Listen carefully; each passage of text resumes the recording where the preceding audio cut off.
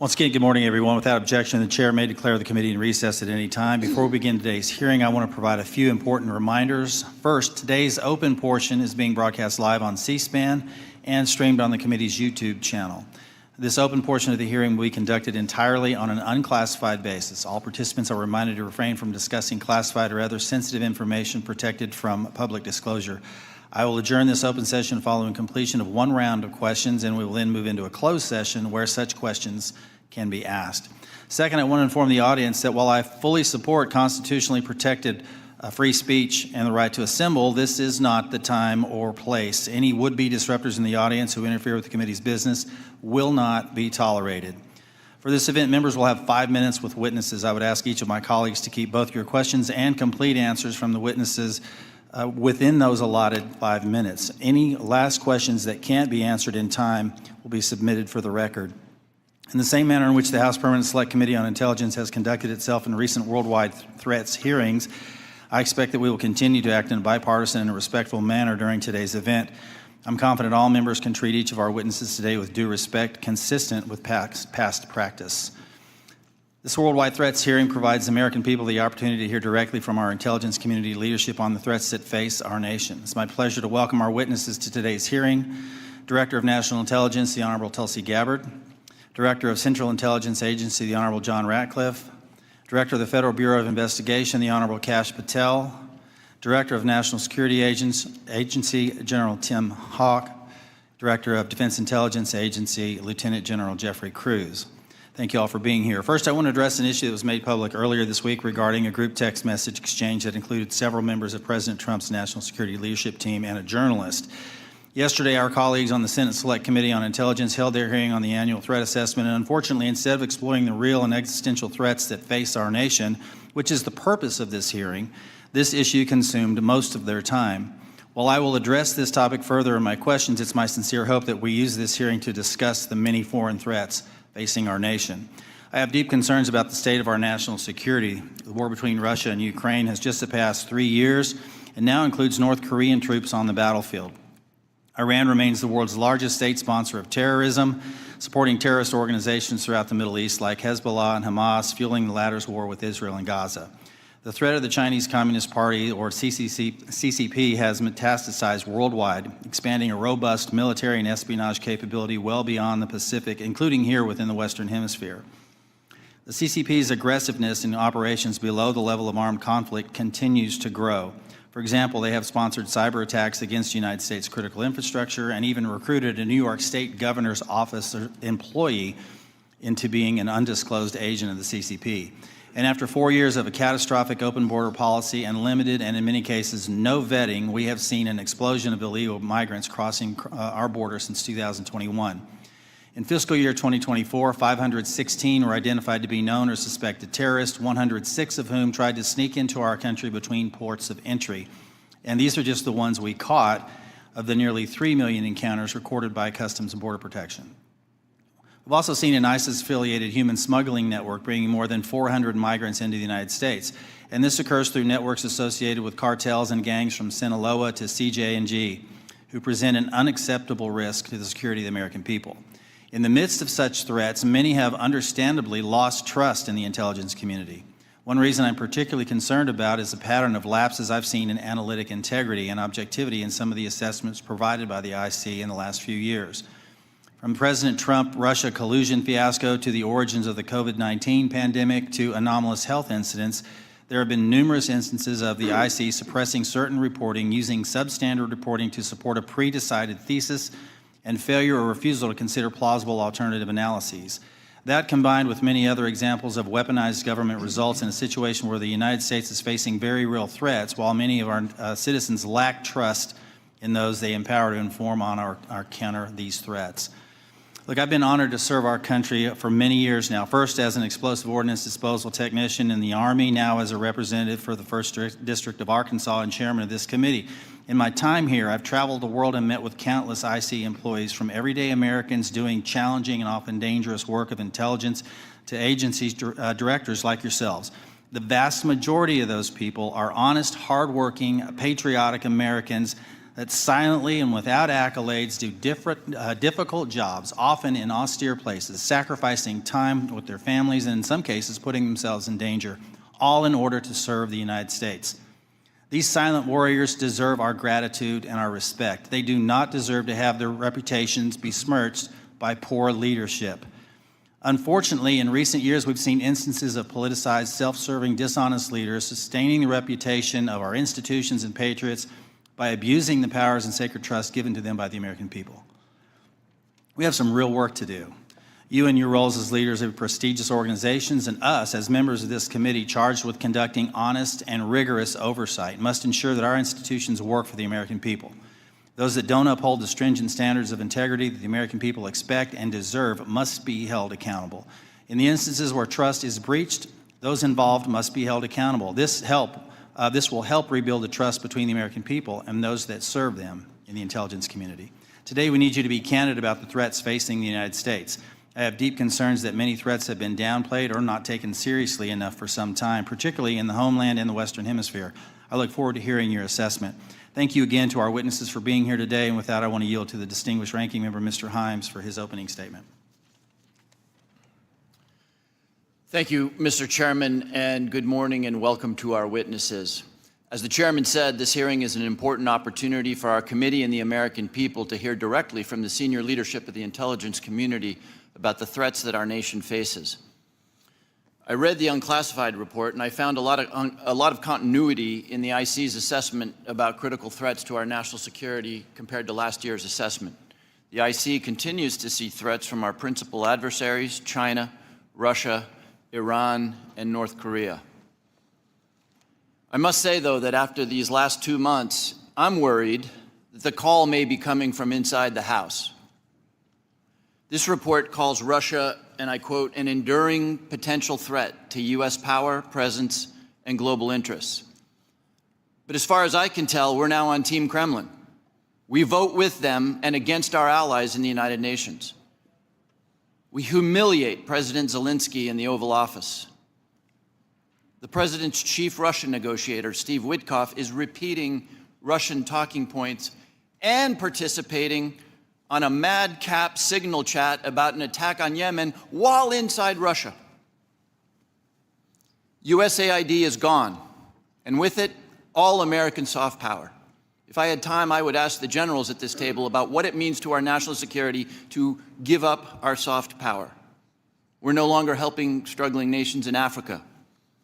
China, or worse, terrorists, are filling the vacuum.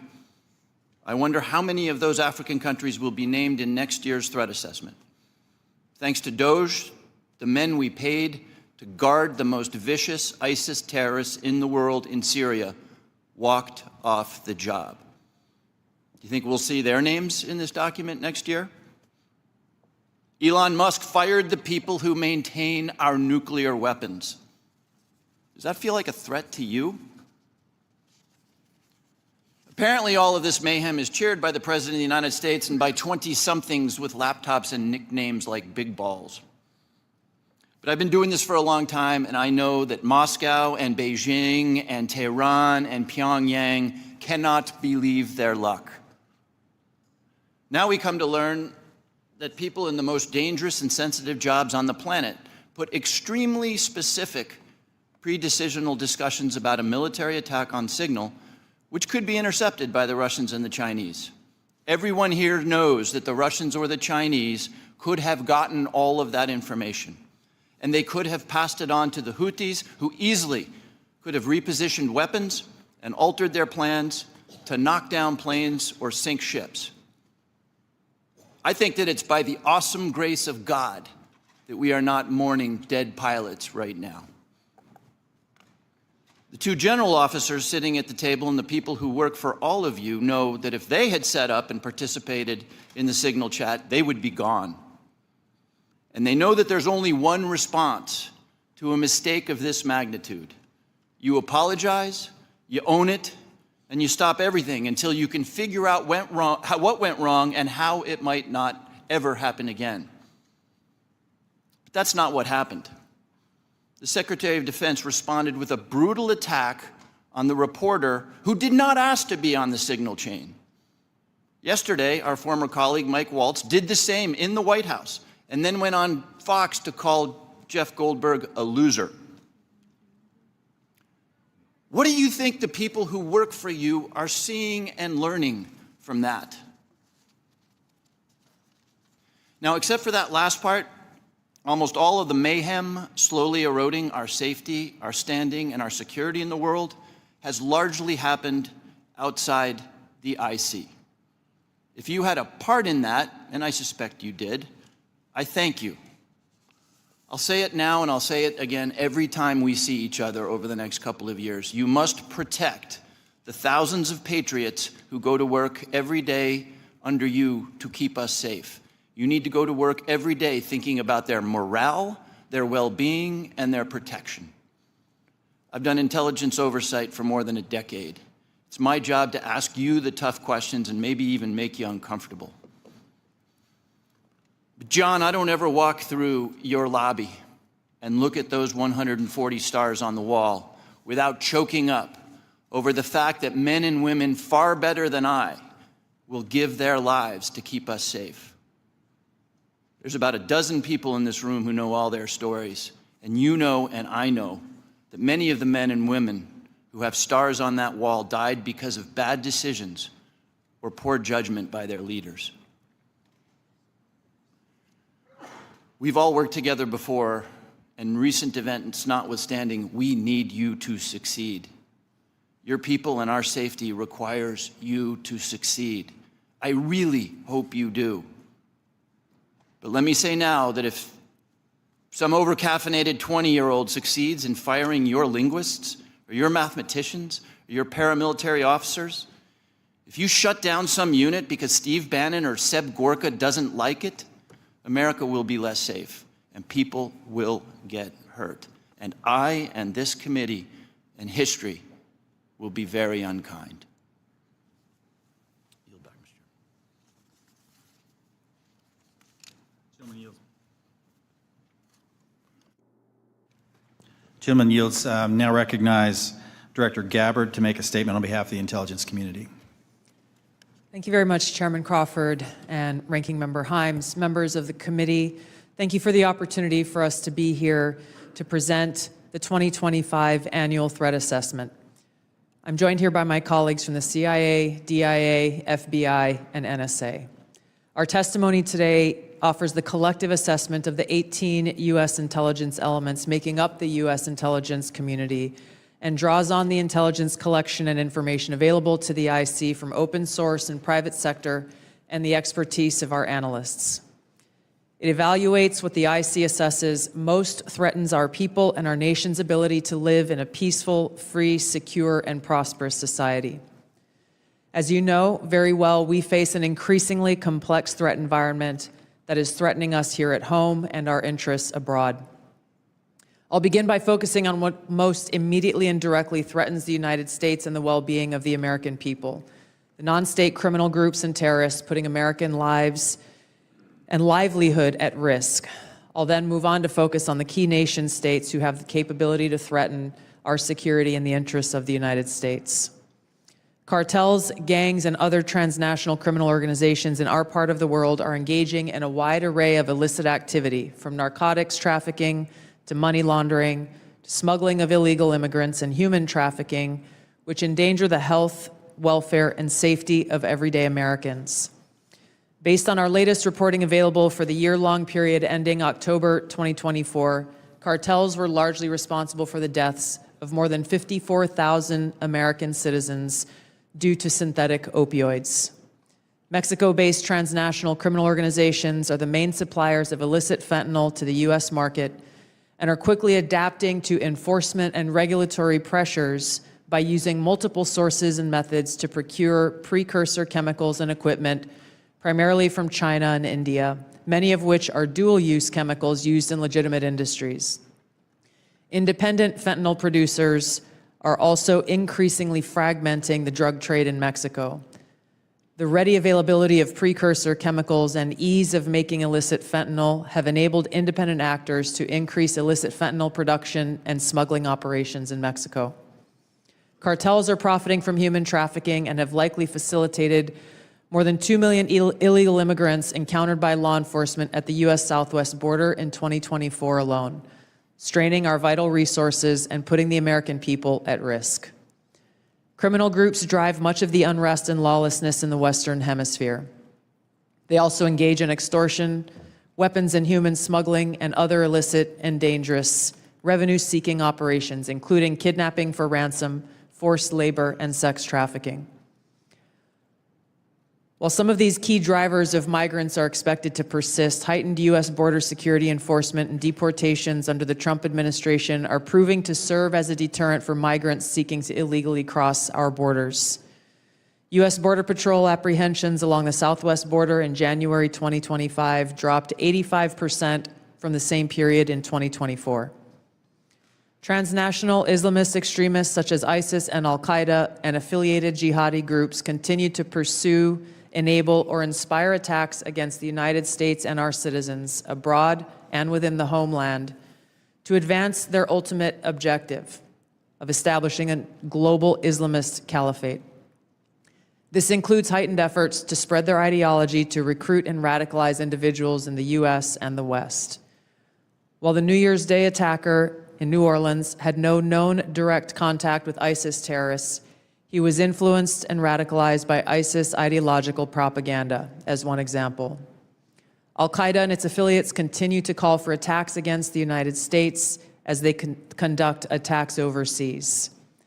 These jihadist groups have shown their ability to adapt and evolve, including using new technology and tactics to spread their ideology and recruit new followers. A range of non-state cyber criminals are also targeting our economic interests, our critical infrastructure, and advanced commercial capability for extortion, other coercive pursuits, and financial gain. These actors are using a variety of tactics, including phishing, ransomware, and denial of service attacks to disrupt our systems and steal sensitive and lucrative information, using available technologies and taking advantage of U.S. cyber vulnerabilities. Ransomware actors last year, for example, attacked the largest payment processor for U.S. healthcare institutions, and another set of criminal actors conducted cyber attacks against U.S. water utilities.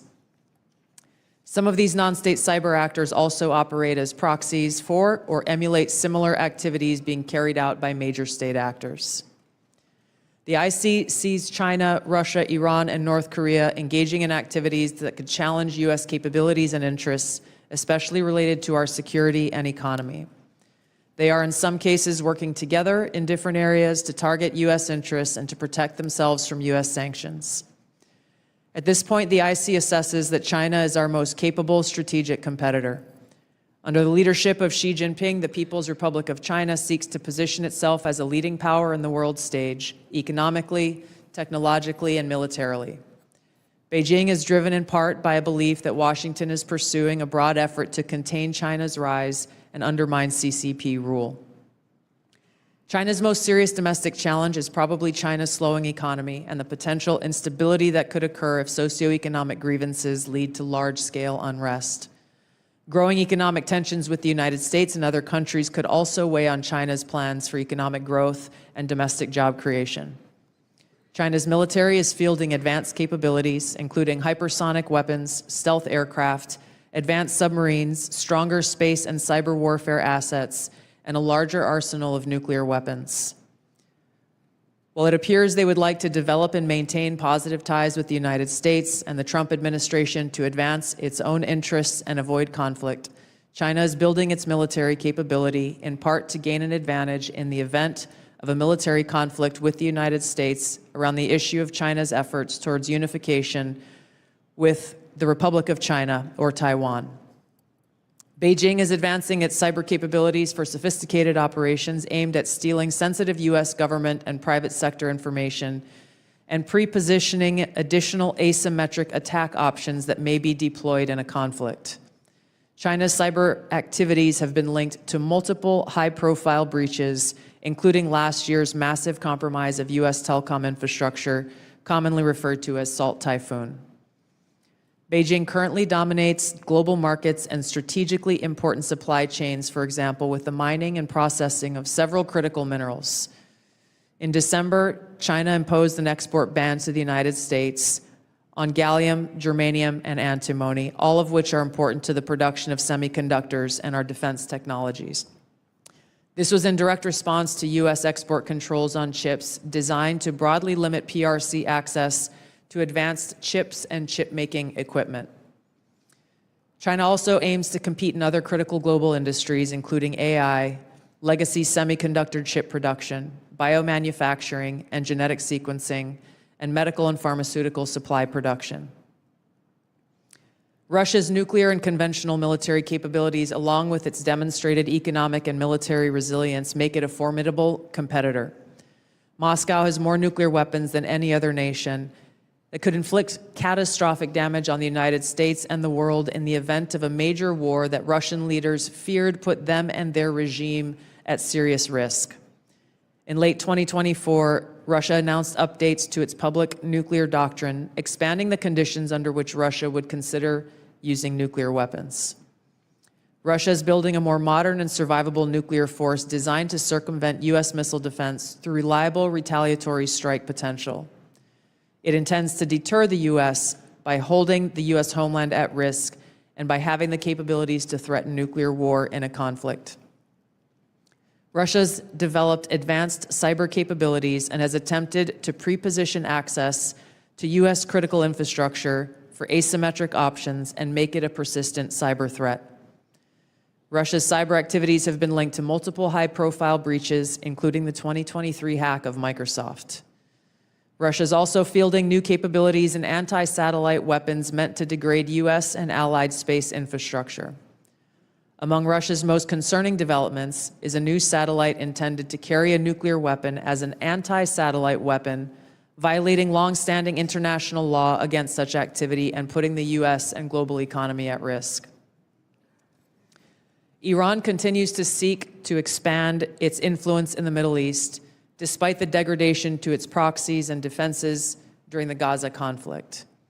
Iran has developed and maintains ballistic missiles, cruise missiles, and UAVs, including systems capable of striking U.S. targets and allies in the region. They've shown a willingness to use these weapons, including during a 2020 attack on U.S. forces in Iraq and in attacks against Israel in April and October 2024. Iran's cyber operations and capabilities also present a serious threat to U.S. networks and data.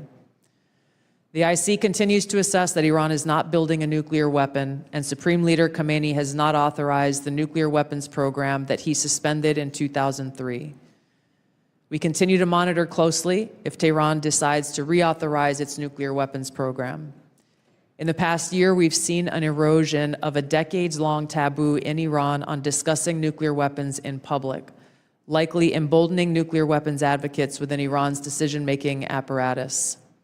Iran's enriched uranium stockpile is at its highest levels and is unprecedented for a state without nuclear weapons. Iran will likely continue efforts to counter Israel and press for a U.S. military withdrawal from the region by aiding, arming, and helping to reconstitute its loose consortium of like-minded terrorist actors, which it refers to as its axis of resistance. Although weakened, this collection of actors still presents a wide range of threats, including to Israel's population and U.S. forces deployed in Iraq and Syria, as well as U.S. and international military and commercial shipping and transit. North Korean leader Kim Jong-un is pursuing stronger strategic and conventional capabilities that can target U.S. forces and allies in the region, as well as the U.S. homeland, to bolster North Korea's leverage and stature, defend its regime, and achieve at least tacit recognition as a nuclear weapons power. Kim's recently cemented strategic partnership with Russia supports these goals by providing him with greater financial, military, and diplomatic support, reducing its reliance on China, and providing North Korean forces and weapons systems with warfighting experience. Kim views his strategic weapons advances, its deepening ties with Russia, and its economic durability as strengthening his negotiating position against Washington's demands for denuclearization and lessening Kim's need for sanctions relief. Since 2022, China, Russia, Iran, and North Korea have grown closer. Removing the accelerant of the war in Ukraine is unlikely to revert these bilateral relationships to a pre-war 2021 baseline, leaving room for new strategic priorities in world events to create new incentives or challenges to their expanded cooperation. Russia has been a catalyst for much of this expansion, driven heavily by the support it has needed for its war against Ukraine, including protection from US and Western sanctions. In addition to exchange of military and other resource capabilities with North Korea, Russia has relied more heavily on China's financial and defense industry backing and has increased combined military exercises with China. With Iran, Russia has also expanded financial ties to mitigate sanctions. Iran has become a critical military supplier to Russia, especially of UAVs, in exchange for Russian technical support for Iranian weapons, intelligence, and advanced cyber capabilities. The threats that we see to the U.S. to U.S. national security are both complex and multifaceted. In closing, I want to address briefly the Signal Chat issue that I know many of you are concerned about. The President and National Security Advisor Waltz held a press conference yesterday with a clear message. It was a mistake that a reporter was inadvertently added to a Signal Chat with high-level national security principals, having a policy discussion about imminent strikes against the Houthis and the effects of the strike. The National Security Advisor has taken full responsibility for this, and the National Security Council is conducting an in-depth review, along with technical experts working to determine how this reporter was inadvertently added to this chat. The conversation was candid and sensitive, but as the President and National Security Advisor stated, no classified information was shared. There were no sources, methods, locations, or war plans that were shared. This was a standard update to the National Security Cabinet that was provided alongside updates that were given to foreign partners in the region. The Signal Message app comes pre-installed on government devices. In December of 2024, CISA stated, quote, "We strongly urge highly targeted individuals to immediately review and apply best practices provided in the guidance to protect mobile communications, including consistent use of end-to-end encryption." And they named Signal as an app as an example of such an end-to-end encrypted messaging app. Ideally, these conversations occur in person. However, at times, fast-moving coordination of an unclassified nature is necessary, where in-person conversation is not an option. I'm also aware that a lawsuit was filed yesterday on this issue. As a result of that pending litigation, I'm limited in my ability to comment further on that specific case. My Office of General Counsel will be in close contact with the Department of Justice on this matter. The most important thing to the American people and to all of us is the success of this military operation against terrorists who have been and continue to attack American service members was extremely successful, thanks to the leadership of President Trump and the actions of our brave men and women in uniform. As the heads of the American people's intelligence community, we will continue to provide the President, you in Congress, and our warfighters with timely, unbiased, relevant intelligence to keep our country secure, free, prosperous, and at peace. Thank you, Mr. Chairman. Thank you, Director Gabbard. We now turn to member questions. I'll recognize myself for 5 minutes. I want to talk about, before I get into the threats, I want to talk about something we've talked about in this committee and in this setting before. We've had IC agency leaders commit to complying with our document requests but not follow through. And I don't know if this is due to direction from previous administration or middle management obstruction, but I find it completely unacceptable. In fact, I had to subpoena the NSA in order to cooperate with our AHI investigation last year. As you all know, it's the charge of this committee to conduct rigorous oversight, and part of that oversight is to occasionally requires us that we request documents from your organizations to enable our investigations. We cannot adequately do our jobs without your partnership and your cooperation. General Haugh and General Kruse, we had this conversation here before last year, and I'm not satisfied with your responsiveness. Therefore, I'm going to ask that question again on the record in this open setting to each of you. Do I have your unequivocal commitment to cooperating with document or other information requests from this committee, General Haugh? You do, Chairman. Thank you, General. Director Patel. You do, Mr. Chairman. Director Gabbard. Yes, Chairman. Director Ratcliffe. Yes, you do, Chairman and Ranking Member. And I want to start by saying it's good to be back. It's good to see you. And as you all know, I have a special appreciation for the work that this committee does, having previously been a member. I also understand the importance of the oversight role that it has. And so you have my full commitment and my understanding about what your responsibilities are and my obligation to keep you fully and currently informed, and I will do that. Appreciate that. General Kruse. Chairman, of course, you have our continuing support on this critically important effort for the nation. Thank you. I appreciate that. I want to turn now to something that's a topic of conversation and really needs to be, and that's our own neighborhood here in our Western Hemisphere. I mentioned in my opening statement, I'm deeply concerned about encroachment in the Western Hemisphere, not just by China, but other adversaries like Russia and Iran, from Russian military cooperation with and support to Venezuela and Nicaragua, CCP-linked companies' acquisition of critical assets in Central and South America, Iran's defense agreement with Bolivia, the establishment of a technical military cooperation commission including Venezuela, Cuba, China, Russia, and Iran. And I could list several more alarming examples. I'm afraid we've focused so much of our attention across the world that we've lost sight of our own neighborhood, leading to the anti-American regimes gaining permanent footholds within striking distance of the homeland. So, Director Gabbard, to the extent that you can discuss it in this setting, what is the intelligence community's assessment of adversary encroachment in the Western Hemisphere? Thank you, Mr. Chairman. We'll be able to go into greater detail in the closed session, but the intelligence community assessment reflects what you have just detailed and outlined.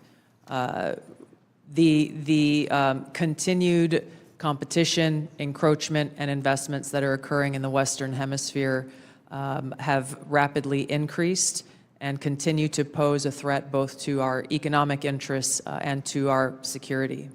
Every day there are new reports of further attempts. One just recently that came up yesterday with investments that are being made in the southeast part of the United States. Again, I'll go into this further in a closed setting, but the intelligence assessments that we are receiving are being shared with senior cabinet officials, Department of Energy, Commerce, Treasury, those who are working alongside us to not only monitor, but to determine the best policies that will protect our interests. Thank you. I want to turn to Director Patel real quick in the time that I have left. If you can flesh this out for me just a little bit. You indicated something that caught my attention in the proceeding yesterday, and that was your involvement with the Judicial Drug Task Force that you partner with at the state level, and how that has yielded positive results with regard to cartel activity. Can you put a little finer point on that to describe those partnerships in the 53 seconds we have remaining? Yeah, I'll try to be brief. Mr. Chairman, Mr. Vice Chairman, thanks for having us, Ranking Member. My priorities at the FBI have been to partner with state and local law enforcement in ways that we have not done so before, particularly on information sharing, and it's a two-way street. And in order for us to effectuate drug seizures and narcotics interdictions in the 50 states, we treat them as all border states because that's what's happening. We have an American citizen die of a drug overdose every 7 minutes. That is wildly out of control and unacceptable. But the FBI cannot do that mandate and secure the American people from Washington, D.C. So we're putting resources in the field. We are working with our partners at the state and local level. And we are seeing immediate results, as we are seeing in Arkansas, as I outlined yesterday, with hundreds of arrests, thousands of pounds of narcotics seized, dozens of weapons, and multiple indictments. Thank you, Director. I'm going to yield and recognize Ranking Member Himes for 5 minutes. Thank you, Mr. Chairman. If there's something I care as much about as the national security of the United States, it's the powers and prerogatives of this Congress and its oversight duties. So I want to spend a minute or so on yesterday's testimony in front of the Senate and direct these questions in particular to Director Patel and Director Gabbard. Yesterday, Senator Heinrich asked, did this conversation, referring to the signal chat, include information on weapons, packages, targets, or timing? Director Patel, you said not that I'm aware of. Director Gabbard, you said same answer. This morning we learned that the signal chat included the following update, forward-looking update from the Secretary of Defense.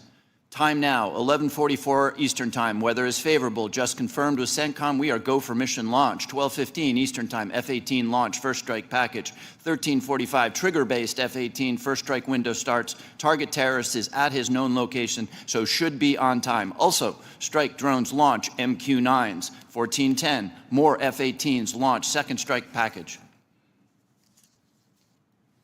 Do either of the directors want to reflect on their testimony yesterday in the context of what I just read?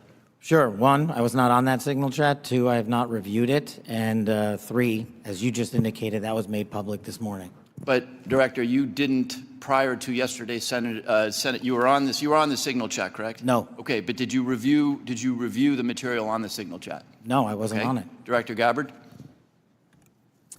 Yes, Ranking Member. My answer yesterday was based on my recollection, or the lack thereof, on the details that were posted there. I was not, and what was shared today reflects the fact that I was not directly involved with that part of the signal chat, and replied at the end reflecting the effects, the very brief effects that the National Security Advisor had shared. So it's your testimony that less than 2 weeks ago, you were on a signal chat that had all of this information about F-18s and MQ-9 Reapers and targets on strike, and you in that 2-week period simply forgot that that was there. That's your testimony? My testimony is I did not recall the exact details of what was included there. That was not your testimony. Your testimony was that you were not aware of anything related to weapons packages, targets, and timing.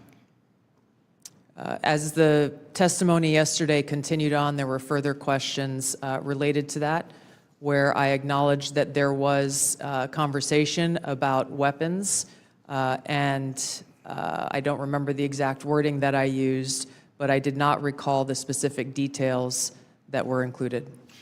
Director Gabbard, you've reasserted that there was no classified information. I think we can all agree that that information shouldn't have been out there. But let me ask you this. Are you familiar with the ODNI's classification guidance? I'm familiar with I've actually it. got a copy right here. If I read you a part of that guidance, I wonder if you could tell me what the level of classification indicated is. I'm reading from your classification guidance. And the criteria is information providing indication or advance warning that the U.S. or its allies are preparing an attack. Do you recall what your own guidance would suggest that be classified? I don't have the specifics in front of me, but it would point to what was shared would fall under the DoD's classification system and the Secretary of Defense's authority. So let me help you, because there's a very clear answer. And what is not. I guess you don't have it, but information providing, this is the ODNI guidance, information providing indication or advance warning that the U.S. or its allies are preparing an attack should be classified as top secret. Do you disagree with that? I don't disagree with that. I just point out that the DoD classification guidance is separate from the ODNI's classification guidance. Do you think it would be materially different? Ultimately, the Secretary of Defense holds the authority to classify or declassify. Do you think it's likely that DoD guidance is materially different from what I just read? I haven't reviewed the DoD guidance, so I can't comment.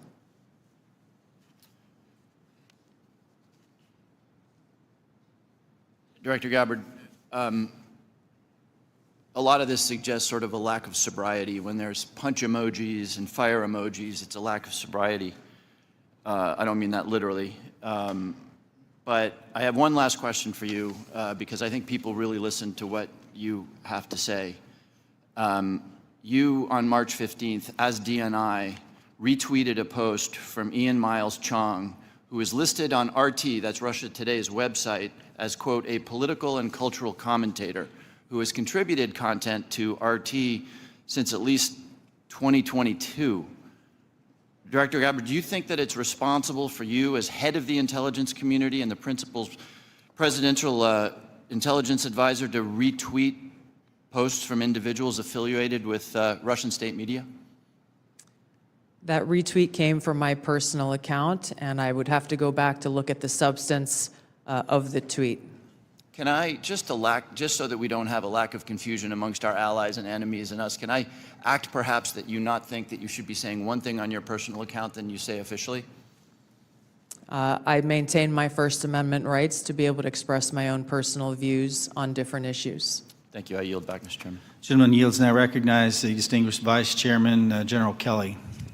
Yeah, I now, for the first 30 seconds, Mr. Ratcliffe, or Director Ratcliffe, formerly known as Texas, from this Mississippi guy, I'd like to give you 30 seconds if you have anything to respond to what Ms. Gabbard Director Gabbard, I'm sorry, just said. Well, Mississippi, it's good to see you again, and I appreciate the opportunity. You know, there's so much talk about this Atlantic article and about things that were said and that could have happened instead of a focus on what did happen. So my responsibility as CIA director, one of its responsibilities is to kill terrorists. And that's exactly what I did along with President Trump's excellent national security team. That's what we should be focused on. With regard to that article, I also would appreciate the opportunity to relay the fact that yesterday I spent 4 hours answering questions from senators as a result of that article that were intimating that I transmitted classified information because there were hidden messages.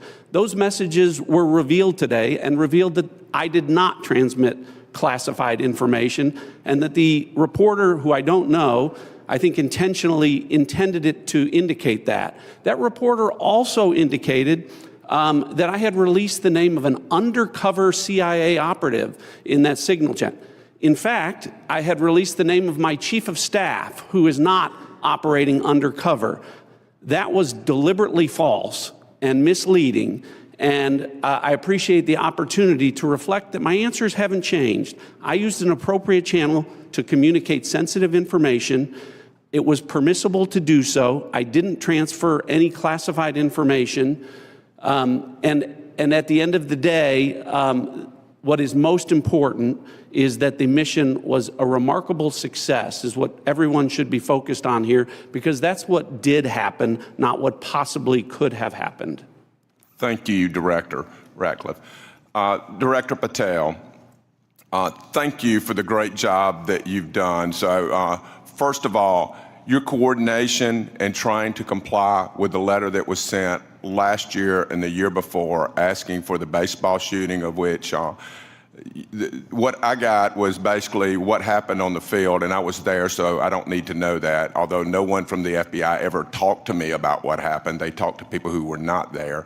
But I appreciate your commitment to getting us the full unredacted report, or the redactions are to protect innocent people who are not part of the process, not the people who made decisions to classify that as suicide by cop, as opposed to an assassination attempt of many members of Congress, of which I was one.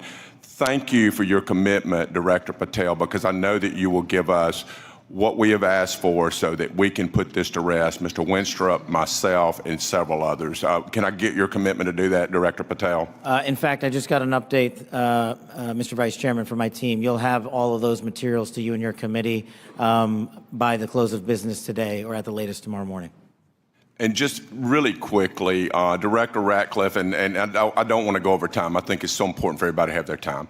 Can you tell me the impact that DOJ has had in causing you to fire people you shouldn't have fired, or release people who are instruments of national security no longer there? Tell me if you've had any impact specifically that DOJ has caused you to lose someone who was necessary for national security. Given the fact that as of this date, no one from DOJ has been on the CIA campus, and I've had no direct communication with DOJ other than conversations with Elon Musk at cabinet meetings, I would say the impact is zero. Director Patel? I'm in a similar situation. We do work with DOJ on government efficiencies, but I have not seen any negative impacts at the FBI. Thank you very much. And Director Gabbard, it's good to see you again, too. I think we were freshmen together, you and I and Director Ratcliffe, and I'm here and you guys are like there. Have you seen any impact across the whole IC that DOGE has caused things that you can't respond to? Yeah, thank you, Congressman. It's great to see you all again here. The answer is no. Similar with Director Ratcliffe, DOGE has not been at ODNI. The President understands the essential national security mission that we have, and we are going through our own internal assessments to ensure we're achieving the effects in an efficient way that is responsible to the American taxpayer. Yield back, Mr. Chairman. Gentleman yields. Mr. Carson. Thank you, Chairman, to the witnesses, many of whom I've worked with in the past. It appears that this year's report omitted any discussion of transnational concerns like global health security, infectious diseases, and the role of conflict, violence, and political instability play as drivers of migration. Coupled with the administration's cuts to USAID and other international assistance, particularly health and humanitarian assistance, won't these reductions and eliminations increase regional instability and volatility in areas already at high risk for threats?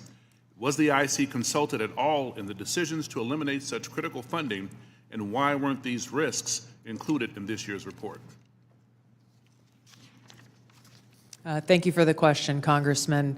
The direction that I gave to our National Intelligence Council as they were putting together the annual threat assessment was to focus on the most direct and extreme threats that we face from non-state and state actors. While I acknowledge the factors that you've mentioned create an environment that our operators and intelligence officials need to be aware of, this year's annual threat assessment was really more targeted to focus on the direct threats that we have the ability to affect and impact. Some of those were included here that you mentioned with regard to the effects and impacts of USAID. That assessment has not yet been done, or at least to my knowledge, and was not considered to be included here. Director Patel, this year's assessment, sir, confirms a threat I've worked on for a number of years, domestic extremists, including lone wolves, white nationalists motivated by racial or anti-government grievances, even religious grievances. Mr. Director, a few yes or no questions. Do you, sir, agree that these domestic threats must be addressed as thoroughly as foreign extremists? All threats like that will be treated equally, yes, sir. Is it true, sir, you moved personnel out of the FBI section responsible for countering domestic violent extremists? I don't believe I did that. Is it true, sir, that you've discussed disbanding this section? I don't believe I've done that. Will you pledge today, sir, not to disband this critical section? I will pledge to you today that any personnel matters that are being worked on currently, once finalized, the congressional notification will be published to your committee. Mr. Chairman, I yield back. The gentleman yields. Now recognize the gentleman from Illinois, the former federal prosecutor, Mr. LaHood. Well, thank you, Mr. Chairman. I want to thank all of our witnesses today for your service to our country. And I want to focus my questions this morning on FISA Section 702. And Director Ratcliffe, welcome back to the committee. In your confirmation hearing before the Senate, you were asked extensively about FISA and Section 702, and I think laid out a compelling narrative on how, as you described it, quote, how indispensable it is to national security. And you were also asked about a warrant requirement on Section 702. And your answer to that was, quote, on whether a warrant makes sense on 702, your quote was, the answer is no. We're talking about national security issues where sometimes minutes matter in the ability to disrupt or interdict the bad actors or to act upon the intelligence that you can gain from that, unquote. Director, I wanted to ask you, is that still your belief today regarding the warrant requirement?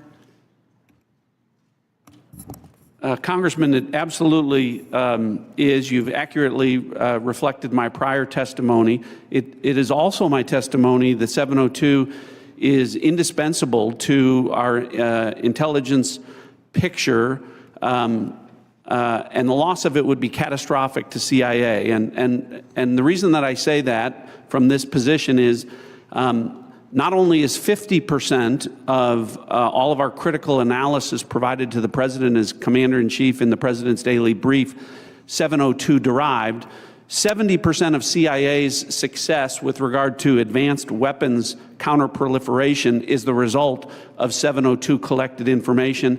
And finally, 90% of CIA's successful interdictions with regard to synthetic drugs like fentanyl are the result of 702 collection. It's absolutely indispensable to the work that CIA does, and I'm glad that you gave me the opportunity to reflect that to this committee. Thank you, Director. And just to ask a follow-up on that, as you know, in the House last year when we had our FISA reform and Section 702 reform measures put in place, you know, we had a debate, robust debate on the House floor regarding the warrant requirement. It was a very, very close vote, 212 to 212. Director Ratcliffe, what can you tell our members to alleviate and reassure them on, again, the harm that a warrant requirement would do to 702? Well, Congressman, it would impose a de facto ban on lawfully querying previously collected data to find threats against U.S. persons and government officials. So that would be, again, catastrophic to our efforts to keep our community safe. And I would also point out, because I know that these are legitimate concerns with regard when we talk about FISA and 702 specifically, everyone on this committee recalls that when I was a member, I also called out FISA abuses when they occurred. And I don't want there to be any violation of Americans' civil liberties and Fourth Amendment rights. But I would point to the CIA's frankly impeccable record of compliance, and we can talk about that more in a closed session. Thank you, Director. Director Patel, I want to turn to you. Similar in your Senate confirmation, you were asked extensively about 702. And as you know, in our bill that we passed last year, we put lots of reforms and changes and protocols in place for the FBI. And I know that you're supportive of many of those. Specifically on the impracticalities of a warrant requirement on 702, you were quoted as saying, when you were asked about it, it is almost impossible to make that function of the warrant requirement work and to serve the national no-fail mission. Is that still your testimony here today? It's great to see you, Congressman, and yes, that's my testimony. Thank you. As you know, the reforms that we put in place were significant, requiring the FBI personnel to get a supervisor or attorney approval to conduct U.S. person inquiries, requiring high-level approvals up to the FBI deputy director level before certain queries are conducted on U.S. elected or appointed officials, candidates, or media personnel, requiring the Department of Justice to audit all U.S. person queries performed by the FBI within 6 months of each, of 6 months of each query, reducing the number of FBI personnel who have the ability to query. Can you talk about the current implementation of those reforms and how that's going, Director Patel? Absolutely. With probably the most recent one, in terms of 702 query reviews, we only have about 200 left when it comes to U.S. persons, and we will promulgate those findings to you. But as of today, of all the U.S. persons queried in the 702 databases, there's only been one instance of negligent conduct. We have already implemented limited access to those who actually know how to use the FISA process in 702, and we have implemented a direct reporting structure to the Office of Director and the Deputy Director to make sure that anyone, whether it's intentional or unintentional, abuses the 702 query system is brought to our attention immediately, and we will take that on for action directly. And in terms of piggybacking off Director Ratcliffe's, the public defender in me realizes the importance of constitutional due process more than anyone. The staffer in me from the House Intelligence Committee may be the only person who has worked more on FISA reform and exposing FISA abuse in modern congressional history. And the terrorism prosecutor in me and the JSOC civilian in me tells me that we cannot do away with 702 or FISA Title I and Title III, but we can work with you and your committee to make it better. I don't know all those ideas. I don't have all those answers, but you have my commitment that we will use it appropriately going forward. Thank you, Director. I yield back. Gentleman yields. Mr. Castro. Thank you, Chairman. Tulsi, you and I came into the Congress together in 2013. And Kash, you and I was serving on the Intelligence Committee when you worked on the Intelligence Committee. And John, you and I are both from Texas, and we both served together on the Intelligence Committee. the idea that this information, if it was presented to our committee, would not be classified, y'all know is a lie. That's ridiculous. I've seen things much less sensitive be presented to us with high classification. And to say that it isn't is a lie to the country. I want to ask the generals now.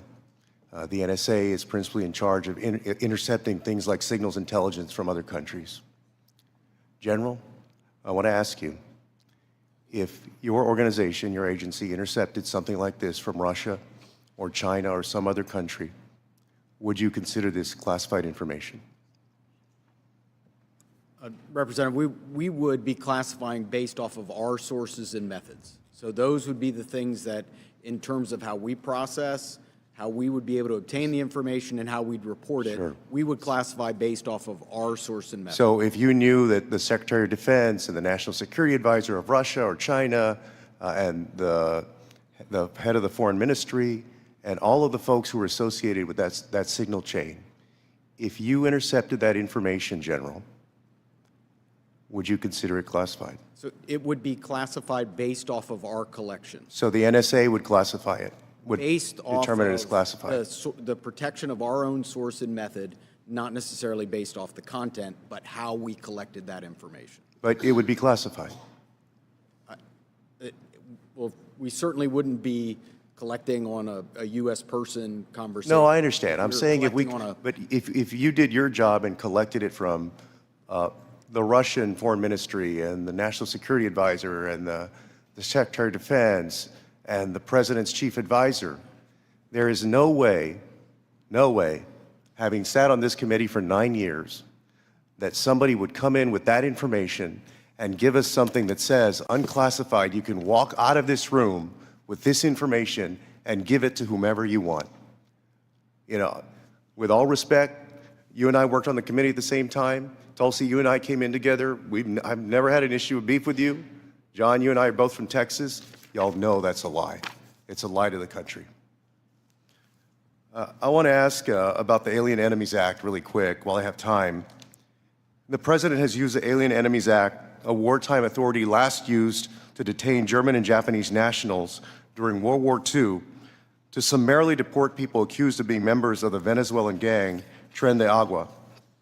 To invoke this law, the President must demonstrate that the United States is under invasion by a foreign nation or government. They have alleged that we are under invasion by the Venezuelan government. The idea that we are at war with Venezuela would come as a surprise to most Americans. The unclassified version of the annual threat assessment the intelligence community just released makes no mention of any invasion or war that we are fighting with the nation of Venezuela. You would think our nation being at war would merit at least a small reference in this threat assessment. And Director Ratcliffe, does the intelligence community assess that we are currently at war or being invaded by the nation of Venezuela? We have no assessment that says that. Thank you. In invoking the law, the President alleged that Tren de Agua is, quote, undertaking hostile actions against the U.S. at the direction, clandestine or otherwise, of the Maduro regime in Venezuela. Director Gabbard, does the intelligence community assess that the Venezuelan government is directing Tren de Agua's hostile actions against the United States? There are varied assessments that came from different intelligence community elements. I'll defer to Director Patel to speak specifically to the FBI assessment. But let me ask you, so you're saying there are conflicting assessments that have come from the IC? That's correct. Okay, thank you. We'll take it up in closed session. All right. You know, your threat assessment makes issue of, highlights fentanyl trafficking as a top threat to the United States, yet support for law enforcement cooperation with Mexico has been put on hold, and there's been a threat of invasion to Mexico by the United States. You assess that Russia's advanced cyber capabilities make it a persistent counterintelligence cyber threat, yet the administration shut down the unit at the Cybersecurity Infrastructure Agency tasked with stopping Russian cyber attacks. There are so many other ways that the actions of this administration have contradicted this threat assessment, and the administration is making the world and the United States more dangerous. I yield back. The gentleman yields. The gentleman from Pennsylvania, Mr. Fitzpatrick. Thank you, Chairman Crawford. Thank you to all of our witnesses for being here. I look forward to working with each and every one of you to keep our country and our planet safe. I wanted to carry on the topic of Section 702 reauthorization. Representative LaHood and I did a lot of work on this over the past 2 years. As you all know, last Congress, this committee worked in a bipartisan manner to advance the reauthorization of what most of us, if not all, deem to be our country's single most important national security tool.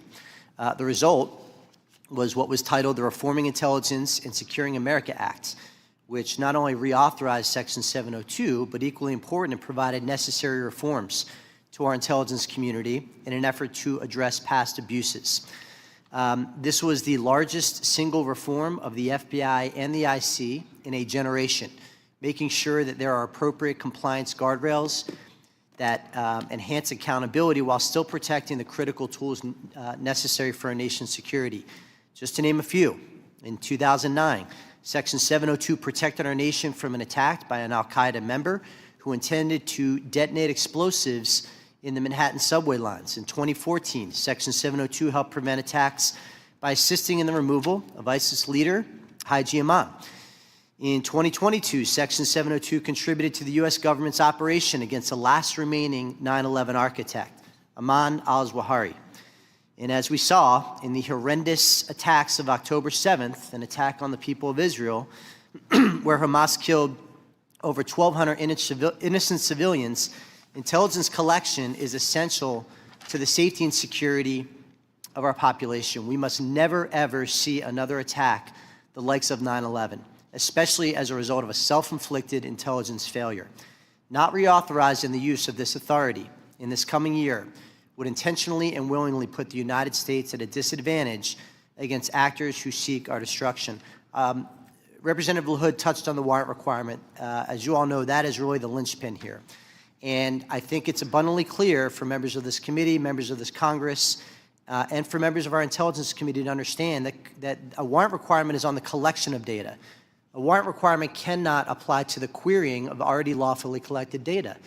To follow that theory to its logical extreme would be to say that a police department who has an evidence locker containing lawfully collected data has to get a warrant to re-enter that evidence locker. It'd be akin to say to a police officer they cannot run a license plate, which is querying off of lawfully collected Department of Transportation data without getting a warrant. It would shut down the courts, it would shut down law enforcement, it would make our country much less safe. So I want to ask Director Patel, Director Ratcliffe, I want to yield the floor to you as we will be working with all of you, particularly your two agencies on reauthorization, to share your thoughts.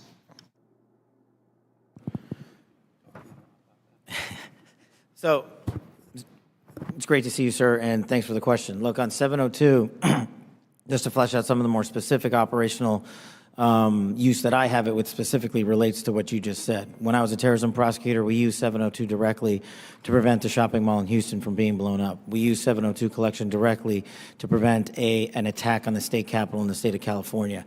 And those individuals were prosecuted and are currently in prison.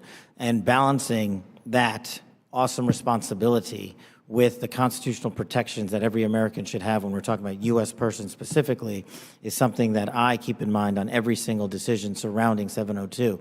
But as Director Ratcliffe stated, and has been my experience, while I understand and appreciate the concerns for the warrant requirement based on U.S. persons, if there is a solution that allows that to happen in real time, then we can have that discussion. But I have not encountered one, and thus it obviates the need in my perspective, in my mission set to protect the American people and hunt down criminals in its application. So where it is now with the reforms y'all have implemented, we've done a great job on protecting American civil liberties, and I'm always open to, and I do believe we can do some more. Director Ratcliffe. Good to see you again, Congressman. I agree with Director Patel's comments with regard to that. I'll start out by saying, obviously in this role, I'm not a policymaker, but at the appropriate time, when this comes up for renewal, I think I made it clear and will make it clear from the CIA's perspective, the indispensability of 702 as a tool to providing the commander-in-chief an accurate picture of the threat environment. You mentioned some examples of 702 success. When we get into the classified session later this afternoon, I have some further examples of 702 success that we can talk about, and I think that reflects my position. Thank you all. I yield back. The gentleman yields. Mr. Krishnamurthy. Good morning. Thank you, Mr. Chair, and thank you to our witnesses for coming. Thank you for your service. Director Gabbard, you said no classified information was included in the signal chat, correct? That's correct. And President Trump also said there was no classified information in the signal chat, and Secretary Haugh said nobody was texting war plans. There was absolutely no classified info in that chat. Lieutenant General Kruse, I'd like to talk to you about a couple things real quick. Executive Order 13526, Section 1.4a. This is the Trump administration's executive order with regard to classified information. It says, information shall be classified if its unauthorized disclosure could reasonably be expected to cause damage to national security, including military plans, weapons systems, or operations. You don't disagree that that's accurately quoted, right? That's an accurate quote from the executive order. And DOD 5200.01, this is the DOD's manual on classification, says, quote, information shall be classified if its unauthorized disclosure could reasonably be expected to cause describable damage to national security. This includes military plans, weapons systems, or operations. You don't disagree that I quoted that accurately, right? That's also an accurate quote. Can I show you I'd like to show you the text that Secretary Haugh actually published to the world. Now, Lieutenant General Kruse, as Ranking Member Himes said, it says, time now, weather is favorable, just confirmed with CENTCOM we are a go for mission launch. Then it says at 12:15 Eastern, F-18s launch first strike package. F-18s are military systems, correct? Weapon systems. They are. Okay. 1345, trigger-based F-18 first strike window starts. Target terrorist is at his known location, so should be on time. Also, strike drones launch, MQ-9s. MQ-9s is a weapon system, correct? They are. Okay. I think applying the executive order as well as the DOD manual to this fact pattern, we clearly have weapon systems that have been identified. That is classified information. Now, the reason why it's important that this information not be disclosed is that we don't want the adversaries to know what's about to happen, right, sir? Well, I would draw a small distinction there. You referenced and asked if that platform, those two platforms, are weapon systems. They are, but those terms are used all across the globe in a lot of contexts. So it's really about how they're used in the context of this particular document. I just want to clarify that the use of those terms, I understand. Yeah. In this situation, those are operational details. They are operational details, but again, as you quoted the DOD instruction, it's about operations. So as you further go down into what are the operational details, I think as we had a discussion yesterday, the important aspect, I think all of us are very familiar. This is classified information. This is classified information. It's a weapon system as well as sequence of strikes as well as details about the operations. And so I think that just piggybacking off of what some other members have said, using the DOD's manual as well as the executive order in operation today with the Trump administration, this text message is clearly classified information. Secretary Haugh has disclosed military plans as well as classified information. He needs to resign immediately. He needs to resign immediately, and a full investigation needs to be undertaken with regard to whether other similar signal chats are occurring in this administration. I'd like to turn my attention to another topic. Director Patel, according to the DOJ, in 2022, the FBI-led Joint Terrorism Task Force, JTTF, in my hometown of Chicago, valiantly led efforts to prevent a plot to attack Naval Station Great Lakes in Illinois. You don't dispute that, do you, sir? I'm not familiar with it, but I don't dispute what you're telling me. Thank you.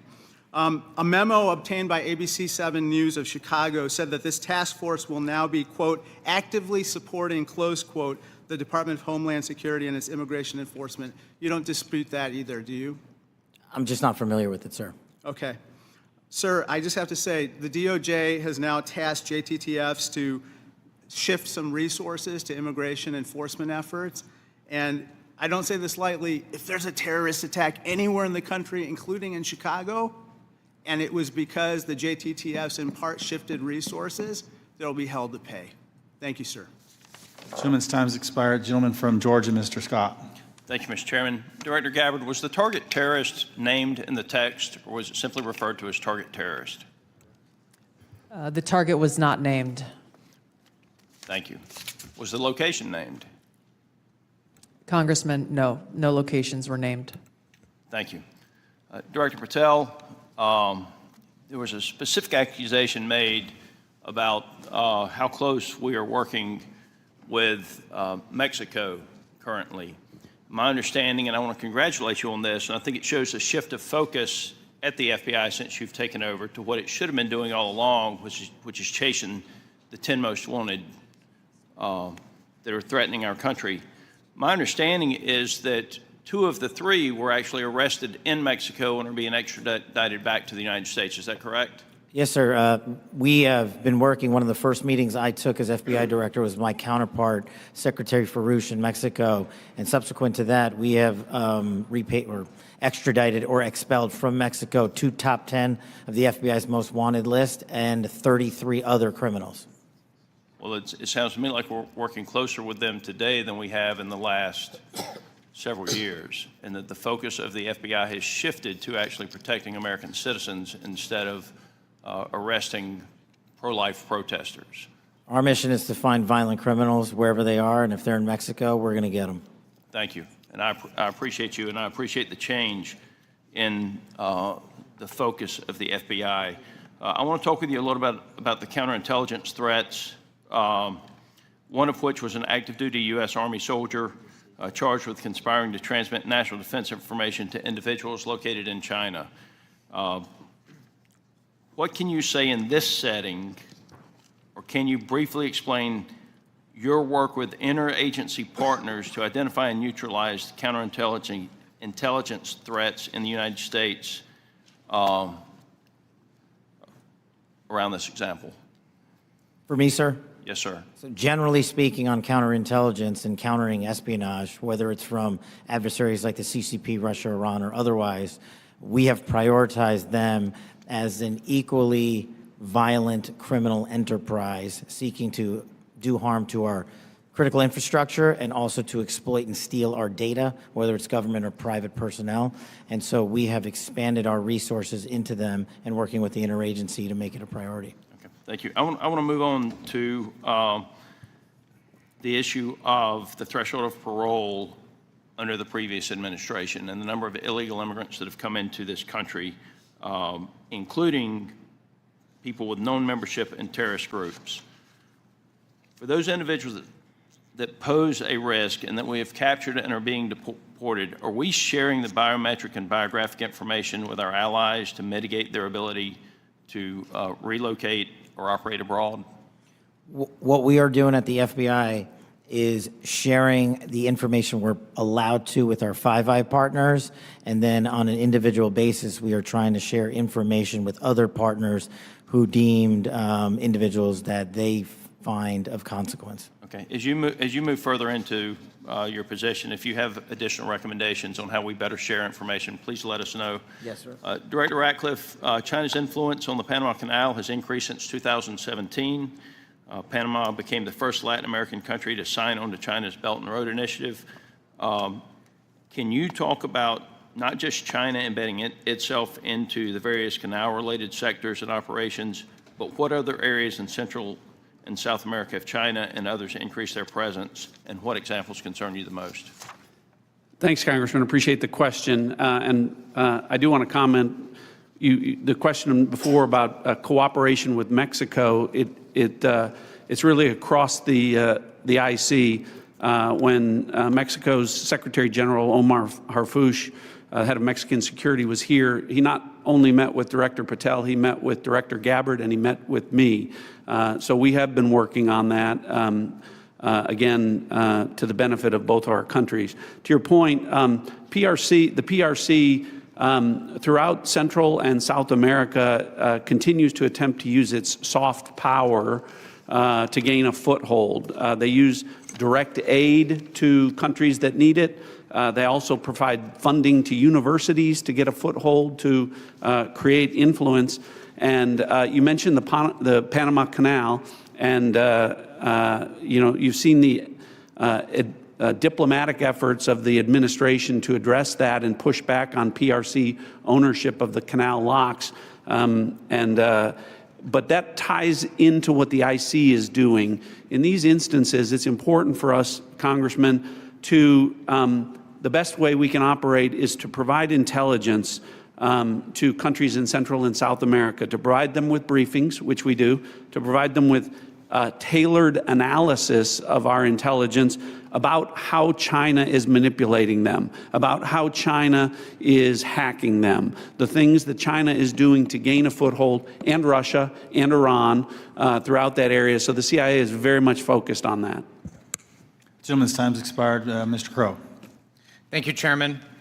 General Haugh, the NSA recently warned its employees not to use the Signal app. Is that correct? What we did, Congressman, is we put out cybersecurity advisories on a whole host of systems. On the Signal app that was included in that advisory, right?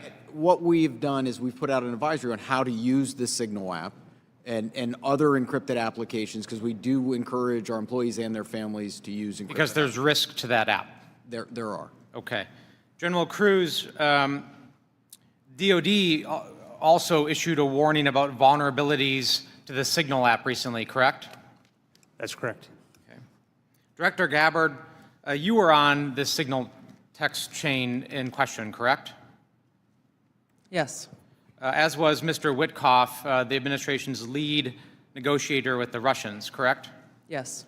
And at the time, Mr. Witkoff was actually in Russia during this chat discussion, was he not? I was not aware of that. Was he on his personal phone at the time? I don't know. Well, it's my understanding that he was indeed in Russia. Director Gabbard, you were also traveling during this discussion, correct? Yes. And where were you? I was traveling through the Asia-Pacific region. I don't recall which country I was in at that time. You don't remember the country? I'd have to go back and look at the schedule. Director Gabbard, I want to direct your attention again to the text chain where it says, just confirmed with CENTCOM, we are a go for mission launch. Does that indicate to you that there is about to be a military operation? Yes. Director Gabbard, earlier in this hearing, we heard about the DOD's classification standards. I want to now turn my attention to your classification standards. You're the Director of National Intelligence. The Office of the Director of National Intelligence classification guide says, quote, information providing indication or advance warning that the U.S. or its allies are preparing for an attack, end quote, is to be classified as top secret. Are you familiar with that? Yes. Director Gabbard, have the Houthis indicated an ability to shoot down American aircraft? Yes. They have in fact done so, haven't they? Yes. Including MQ-9 Reapers, haven't they? That's correct. And that was one of the systems used in the attack recently that's the subject of this discussion, is it not? Correct. General Kruse, are you familiar with this system? I'm not wearing my glasses at the moment, but... Well, I'll help you out. This is an SA-3 anti-aircraft system. Correct. Are you familiar with this next system? I am. What is it?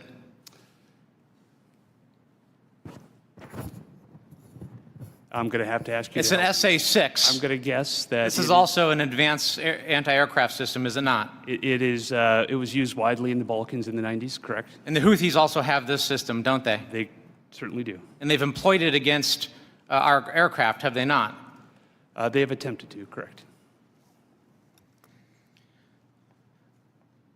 I spent my life in service to this country. I deployed 3 times to combat in service to this nation. I learned in that time in service that responsibility is core to leadership. You accept responsibility when things go wrong. You admit mistakes. You set the standard from the very top. It is completely outrageous to me that administration officials come before us today with impunity, no acceptance of responsibility, excuse after excuse after excuse, while we send our men and women downrange to do incredibly difficult, incredibly dangerous things on our behalf. And yet, nobody is willing to come to us and say this was wrong. This was a breach of security and we won't do it again. It is outrageous and it is a leadership failure, and that's why Secretary Hegseth, who undoubtedly transmitted classified, sensitive operational information via this chain, must resign immediately. There can be no fixes, there can be no corrections until there is accountability, and I'm calling on the administration to move forward with accountability. I yield back. Gentleman yields. Gentleman from Texas, Mr. Crenshaw. Thank you, Mr. Chairman. Thank you all for being here. Good to see many of you again, and thank you for enduring 2 long days. I will note I always use fire emojis when I see terrorists getting killed. And I want to talk about cartels. This is a subject that is near and dear to my heart. I've been investigating it thoroughly for the last couple of years, and I'm glad to see that it's mentioned in all of your opening statements. I mentioned it at the very beginning of the threat assessment. There's a lot to work on here. One of our task force, we had a cartel task force in Congress. One of our key findings was that there needs to be a centralized, maybe call it authority or maybe call it office, maybe call it cartel czar within the administration that actually coordinates all the very different aspects of fighting this battle. Has anything like that been talked about? I'll go to you, Ms. Director Gabbard. Thank you, Congressman. It's good to see you again. This is very much central to the conversations and planning and execution of the President's focus on targeting the cartels and the threats that they pose to the American people. Homeland Security task forces are being set up that include across the government integration. I can speak from my standpoint from the intelligence community, and our National Counterterrorism Center is leaning heavily forward into gathering and consolidating and integrating the intelligence that comes from DEA and others who've been working this issue for a while to make it so that it can be shared and integrated through the federal, state, and local law enforcement equities who are going after this problem. Yeah, we'll talk a lot more about that exact thing in closed session, but at a higher level, our recommendation is there needs to be someone at a much higher level that coordinates state, DOD, CIA, FBI, Homeland. It's a massive problem, one I'm all too familiar with. Director Patel, the FBI is tasked with working foreign corruption charges. In the past administration, the FBI told me they actually don't focus on Mexico very much. Because, and now in their defense, they say the reason is because they won't get anything out of it, because they don't have a cooperative government to work with. I think a lot has changed. Do I have your commitment that we will at least start following up on those, because the judiciary system in Mexico is a key component in our failures to address the cartels? You do, Congressman. Apologies for not getting back to you sooner. You're good. I appreciate it. I also want to ask you that the FBI has disrupted an alarming number of terrorist attacks in the last year, last 2 years. Great on the FBI for doing that. I don't think many Americans realize how good the FBI has been at this. But this also gets to the conversation earlier about FISA 702. One of the main arguments I wanted to argue with my colleagues on this was when you have a warrant process for the query, what you will fail to do is connect the dots between the domestic and the international threat, and those connections are there, as we see all the time. Would you agree with that? That we need to maintain that process in a responsible way, of course. I do, sir. I appreciate that. Director Gabbard, in my remaining time, I want to ask you, because of my, and this may go to our General Kruse as well, because of my work on energy and commerce, we have an issue there with broadband spectrum auctions, and of course this affects our intelligence community in a very large way, and our DoD. Getting right to the question here, how much, if any, spectrum can the DoD give up without having a significant effect on the administration's prioritization of lethality and deterrence? I'll defer to General Kruse, specific to DoD. I certainly wouldn't want to speak for all of DoD, and I think the committee is already in a fantastic conversation with the DoD on that issue.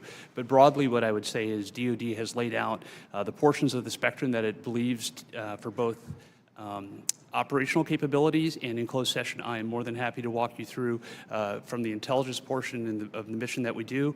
There are two different portions of the spectrum. We often talk about one, but not the other, and in closed session, I'd be more than happy to tell you why the other portion of the spectrum is important to national security.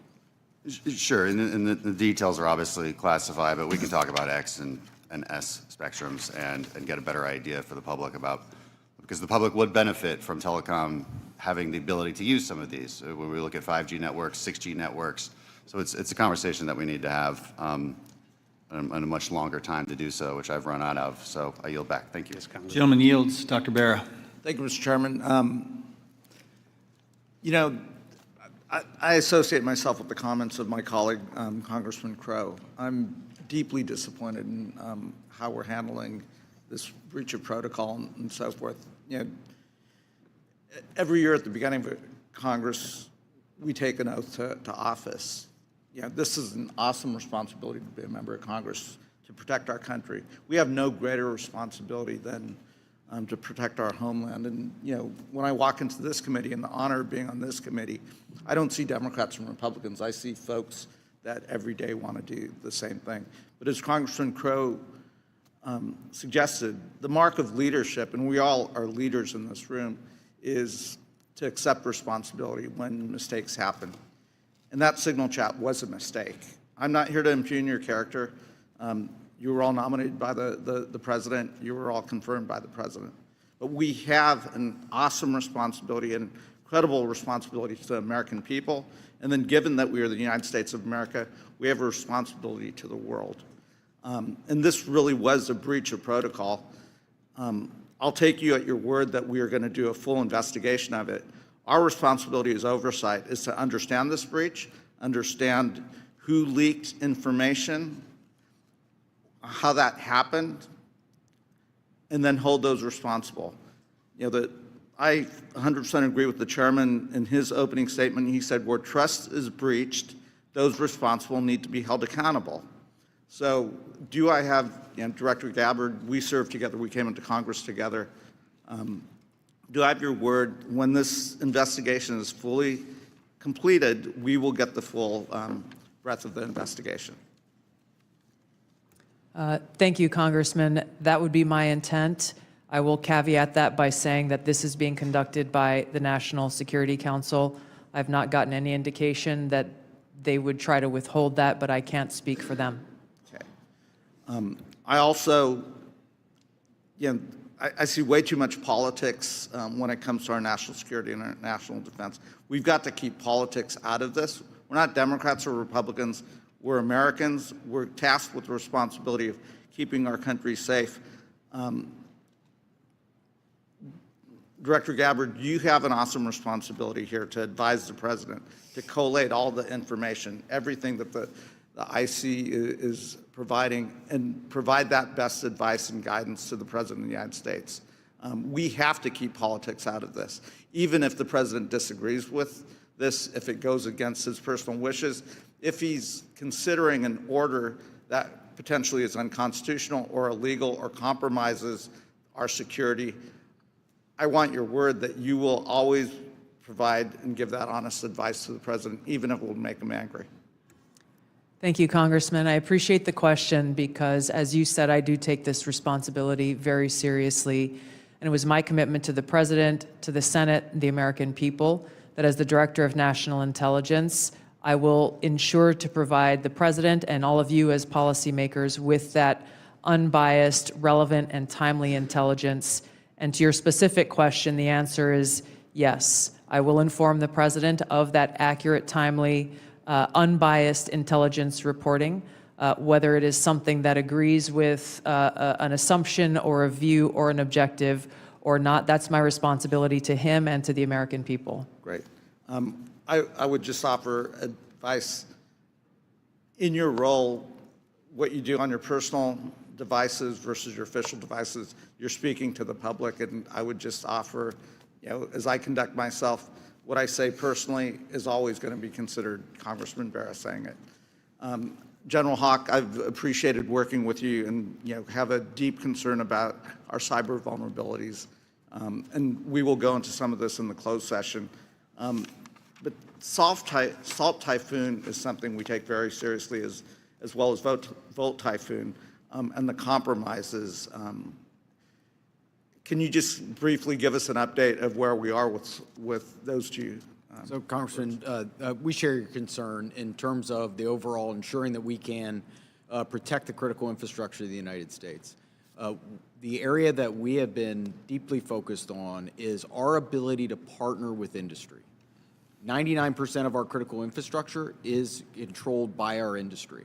So our ability to bring government information to be able to understand what threats look like and the origin of those threats, help inform how industry can defend that and also create the necessary equipment to ensure that we're secure.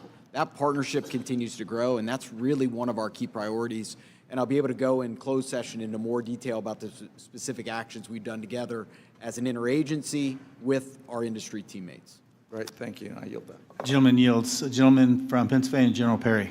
Thank you, Mr. Chairman. Thank you, ladies and gentlemen, for your attendance and your service to national security for our country. I'm going to start with Director Patel and then go to Director Gabbard. I'm concerned, like many Americans, about the wide-scale purchase of land, real estate, et cetera, by the Chinese Communist Party or those sanctioned by the party in America, especially those lands proximate to sensitive military sites or sensitive national security sites. Director Patel, I think we can all understand that that could lead to the ease of nefarious activities of numerous sorts.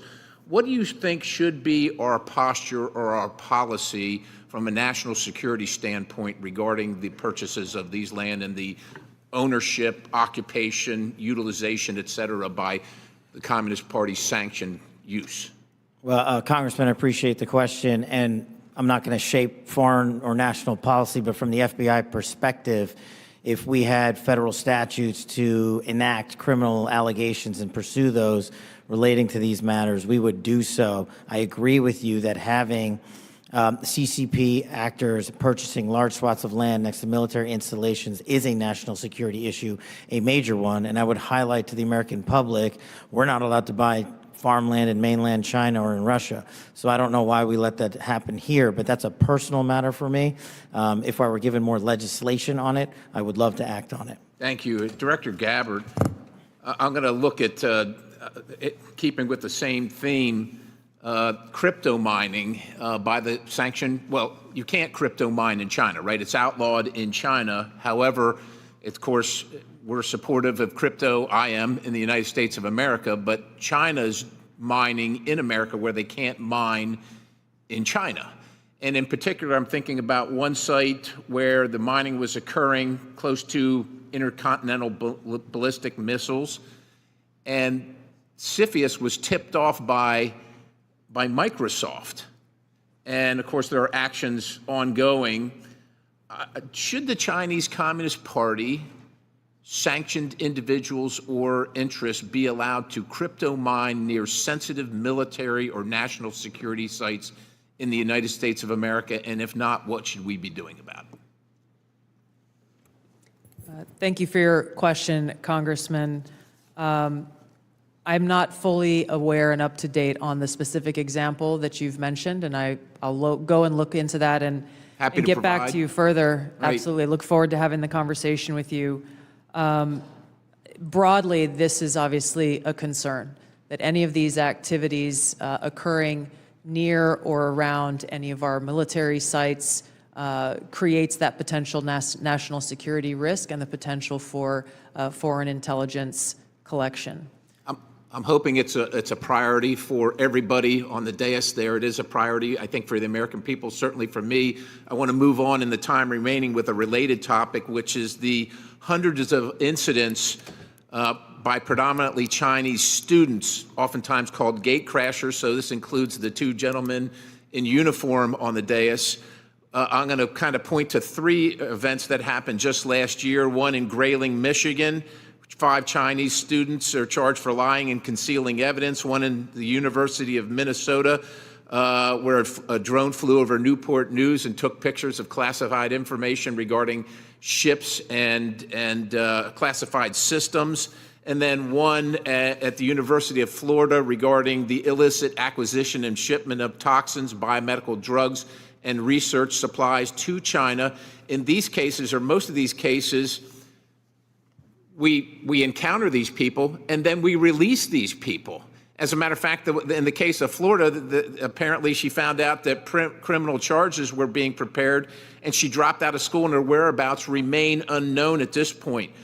What should be our posture? Because we're trying to follow up after the fact. We're encountering these people, whether they're gate crashers or whether we catch them conducting this illicit activity. We try and prosecute. That takes a lot of man hours, as you know, Director Patel. Is this the best policy, or is there something better that we can do? I mean, the Immigration Nationality Act of 1952 gives the Secretary of State the authority to revoke visas. But should these people be allowed to come to this country in the first place is the question, and what should our posture be? Anybody? In terms of the visa issue, I know that the administration is working on a policy, but to directly answer your question, anybody who utilizes the student visa program to come to this country to conduct criminal activity should never be allowed in this country. And anyone that's doing it here in the United States of America from an FBI standpoint will be vigorously investigated and will use the expulsion or criminal process on them. I yield, Mr. Chairman. Gentleman yields. Ms. Plaskett. Thank you very much, Mr. Chairman, and good morning to the witnesses. First let me say that we do have to, in this committee, try as much as possible to remain nonpartisan as opposed to bipartisan. I can recall being that way when I was counsel on the House Ethics Committee, and it's a hard position to take. But I'm really struck by the fact that in December of 2023, many people made Secretary Lloyd Austin go through the stages of the cross in self-flagellation and mea culpas for not informing the president that he was having a surgery. And now how we're treating Secretary Hedgepeth as if he is untouchable. Mike Waltz, when he was a member of Congress, went in the Committee on Armed Services to talk about and slammed Austin for holding himself to a different standard than the American people. And yet we are not doing this across the board. And that's disappointing at the very least, very disappointing. Director Gabbard, thank you for your testimony. And one of the things that I believe I heard you say was that when there was a discussion by DOJ as to the cuts to foreign aid, that there had not been a request for an intelligence and national security or an intelligence assessment of the impact of those cuts. Was that your testimony a little earlier? Congresswoman, I have not seen any kind of actual official assessment either within the intelligence community or outside of it on what the effects of those cuts to USAID programs has been. But it was not requested by DOJ of you or of any of the areas in which you have oversight over? I'm not aware of any requests. Okay, great. Thank you. I know that there has been some open source reporting on what the effect of those cuts are. I mean, when we think about several examples, Kenya, our strongest regional ally in the Horn of Africa, and a key partner with us in the fight against terrorist group Al-Shabaab. And, according to the Washington Post, that's not definitive, and we can talk about this in closed session. Some Kenyan journalists are now being trained by Beijing, mirroring the U.S. programs that have been cut by the administration. Director Gabbard, is letting China-trained Kenyan journalists going to make Kenya more or less receptive to American requests of the Kenyan government, do you believe? As you said, Congresswoman, our relationship with Kenya has been very long-standing. So do cuts of ours to train journalists in Kenya make them more or less, and Beijing having that make them more or less receptive? Clearly, there is strategic competition taking place. I'll withhold my personal view to look at an official Well, I was assessment. asking for your director view, not your personal view. And then, additionally, we have ended Voice of America, which provided accurate, unbiased news, in our opinion. Meanwhile, St. Petersburg University has announced that it's opened 11 Russian language centers across Africa that pay special attention to the promotion of traditional Russian spiritual and moral values. Director Gabbard, is Russia a friend or a foe? Are they our friend or our adversary? They are an adversary. Thank you. I believe that this reckless cuts make terrorism and our influence in Africa, which is on the front lines of terrorism, a real threat to us, and we need to be careful of it. Director Patel, one of the benefits of being here kind of in the middle is I get to hear other people's testimony and the questions that are asked. I know that Mr. Carson asked you questions specifically about the Counterterrorism Division.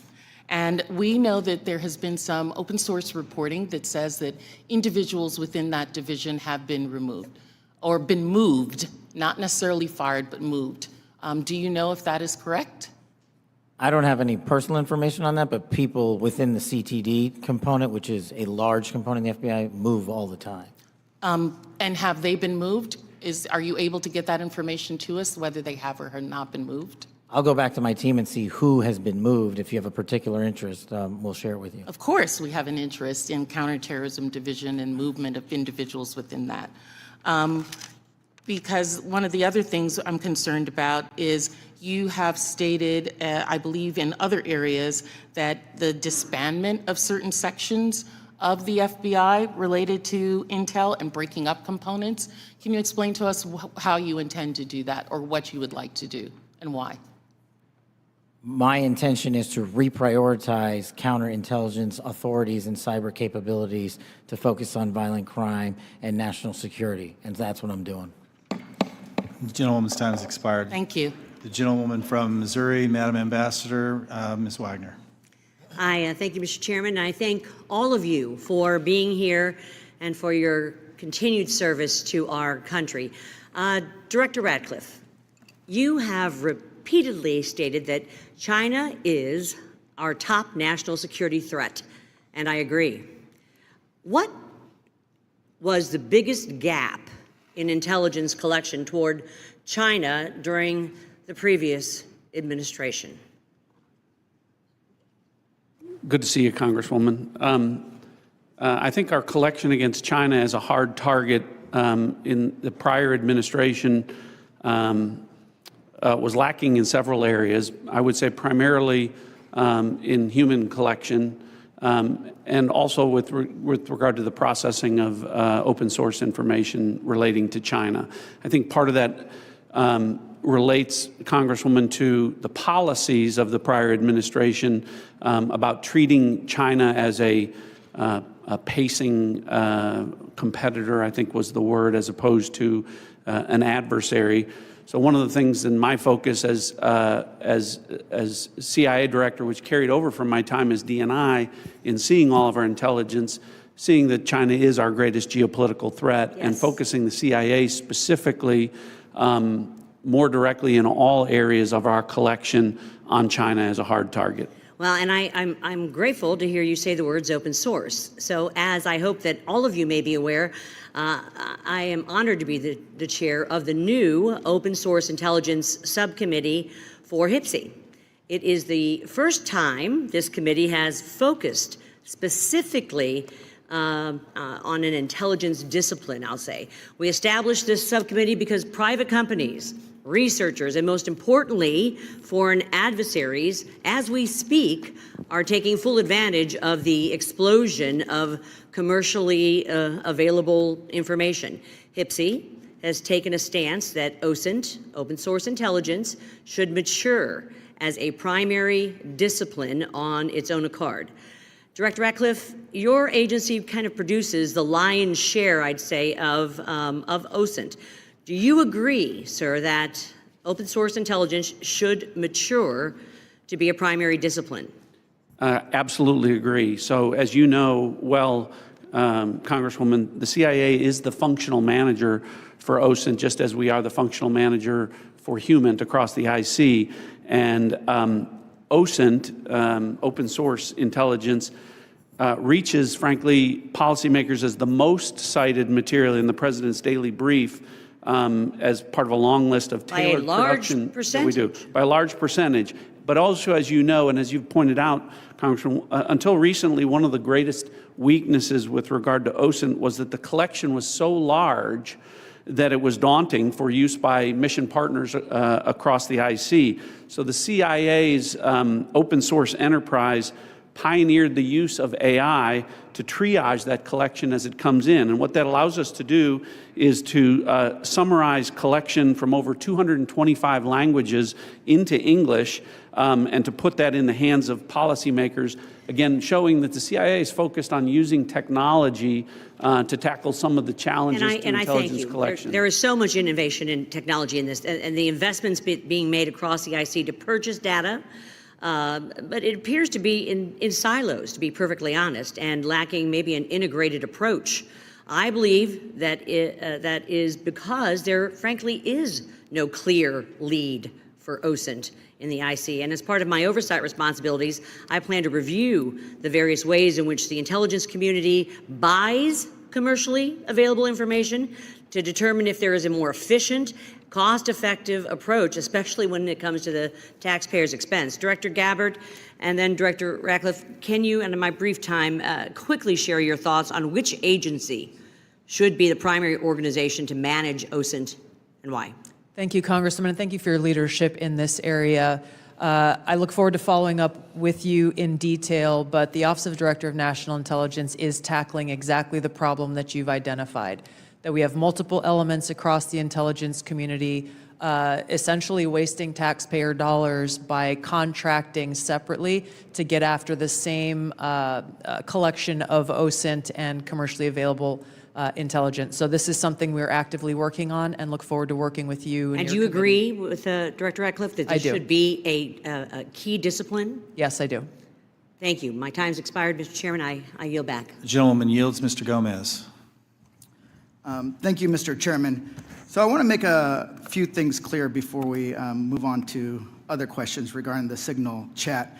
Director Gabbard, yesterday before the Senate Intelligence Committee, specifically when answering Senator Kelly, you repeatedly said you did not recall any discussion in the Houthi PC small group discussing operational details, strike targets, the type of vehicles and military units involved, or the timing and order of strikes.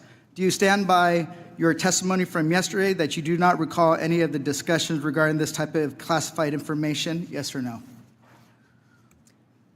My response in the Senate yesterday, yes, I stand by that response.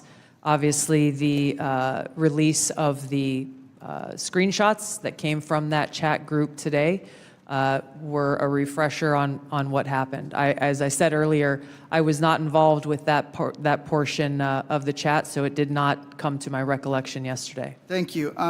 So I take that as you stand by your do not recall yesterday stance when you're asked those questions. You've been in office 43 days. Director Ratcliffe has been in office 62 days.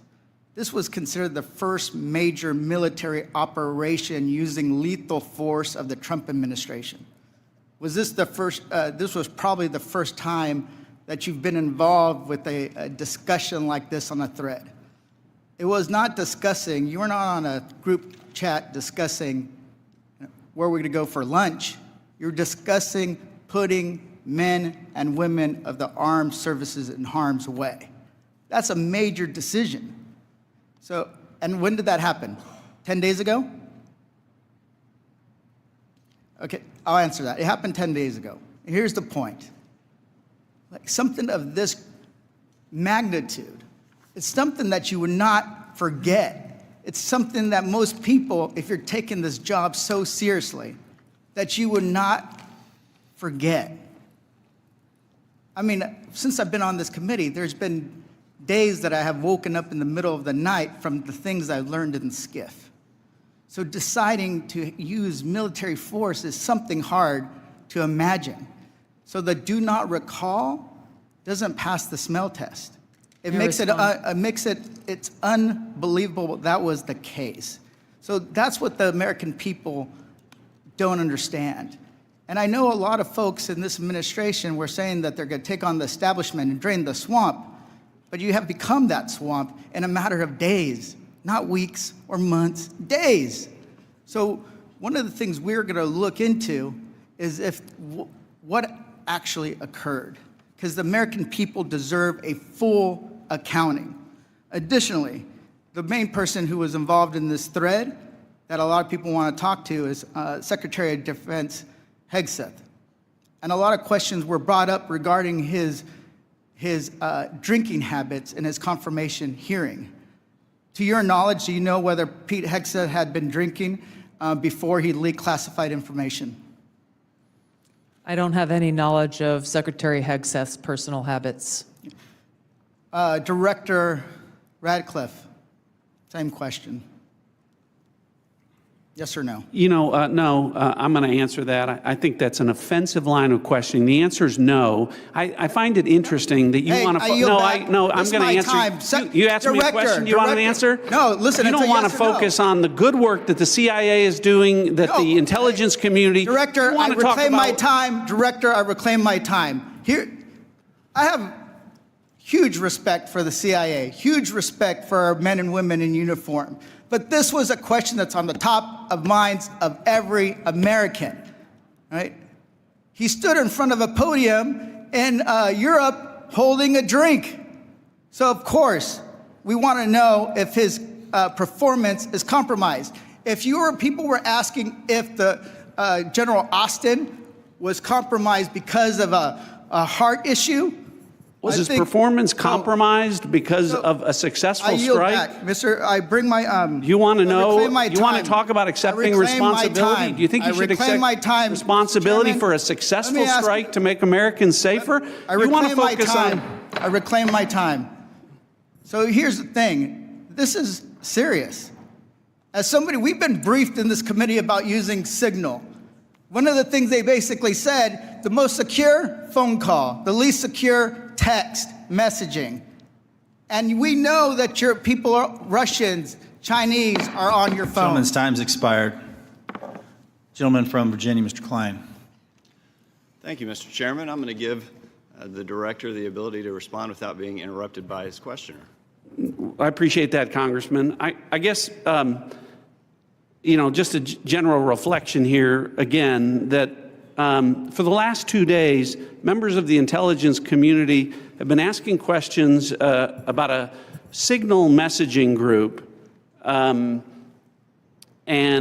not asking questions from Democrats either in the Senate or the House on China, Russia, Iran, and the real threats that are going on to the United States. And you can say that you care about the good work that agencies are doing like the CIA and that you care about 140 stars on the wall. But no one's asked me about my second day on the job here, where I lit the fuse that led to a foreign government participating with us to capture one of the senior planners of the Abbey Gate bombing that killed 13 Americans. And in the process, we worked with a government that previously hadn't, so that hadn't cooperated with us on counterterrorism matters. Or the fact no one has focused on that within an hour of that taking place, I was on the phone with Director Patel, and a few hours later with Attorney General Bondi, working together, the IC and the FBI working together to bring this person home in less than a week. Unprecedented success for the intelligence community and the law enforcement community. Exactly representative of the kind of work that we should be doing and the kind of work that an oversight committee should be asking about. But instead, we're getting questions about whether or not someone has drinking habits.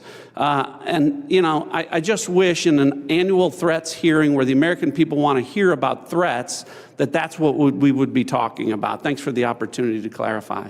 Absolutely, Director. I want to thank you and all the people who work with you and all the witnesses and the men and women, the brave men and women who are putting their lives on the line each and every day for this country.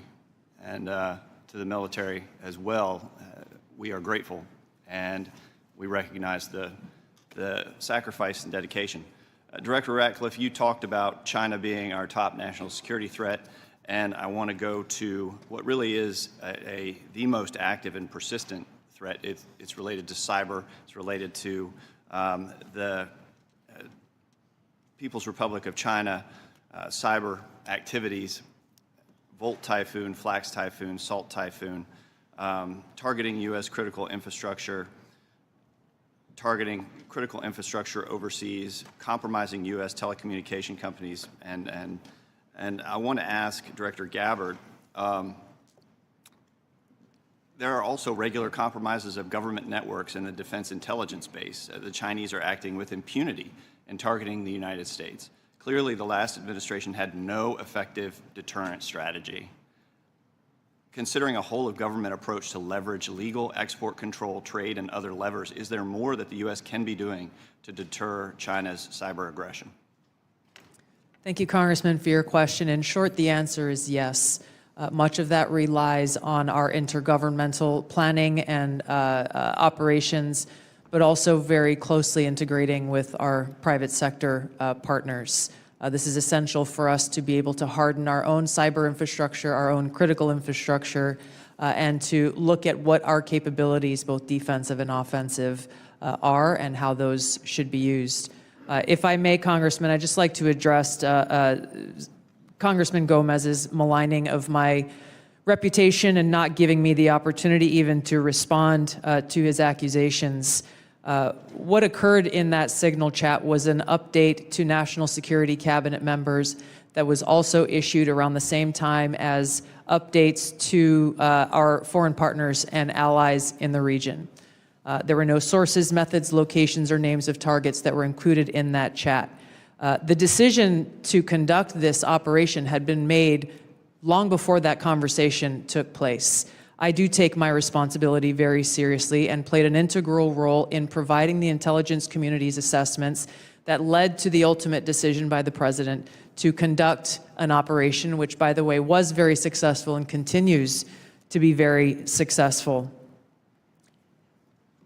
I was traveling at the time, and I was not playing a very specific role, as these chats reflect, in much of the conversation that took place there.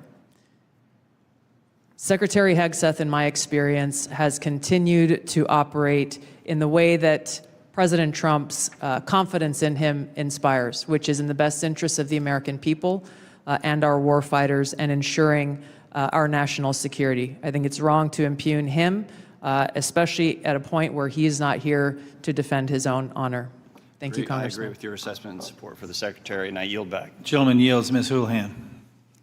Thank you for the time, and I struggle, and if you look at my notes, I've changed my mind about 1,000,000 times what I'd like to talk about. I'd like to first start with Director Ratcliffe. I find it offensive for you to accuse me as a Democrat of not caring about national threats. I very much wanted to talk about those, in fact, had prepared questions in advance of this hearing about those threats, specifically about biosecurity and bioterrorism, but I don't have time to ask those questions because the threat is in the House. The threat is across the dais, and I need to ask these questions. It's my job to ask these questions of you. Because when I served in the military and I served in classified environments, had this happened to me, I would have walked my resignation in immediately. This is not okay. Communicating these sorts of things in Signal is not okay. Targets, times, those kinds of things are absolutely classified, and we all know it. I know it.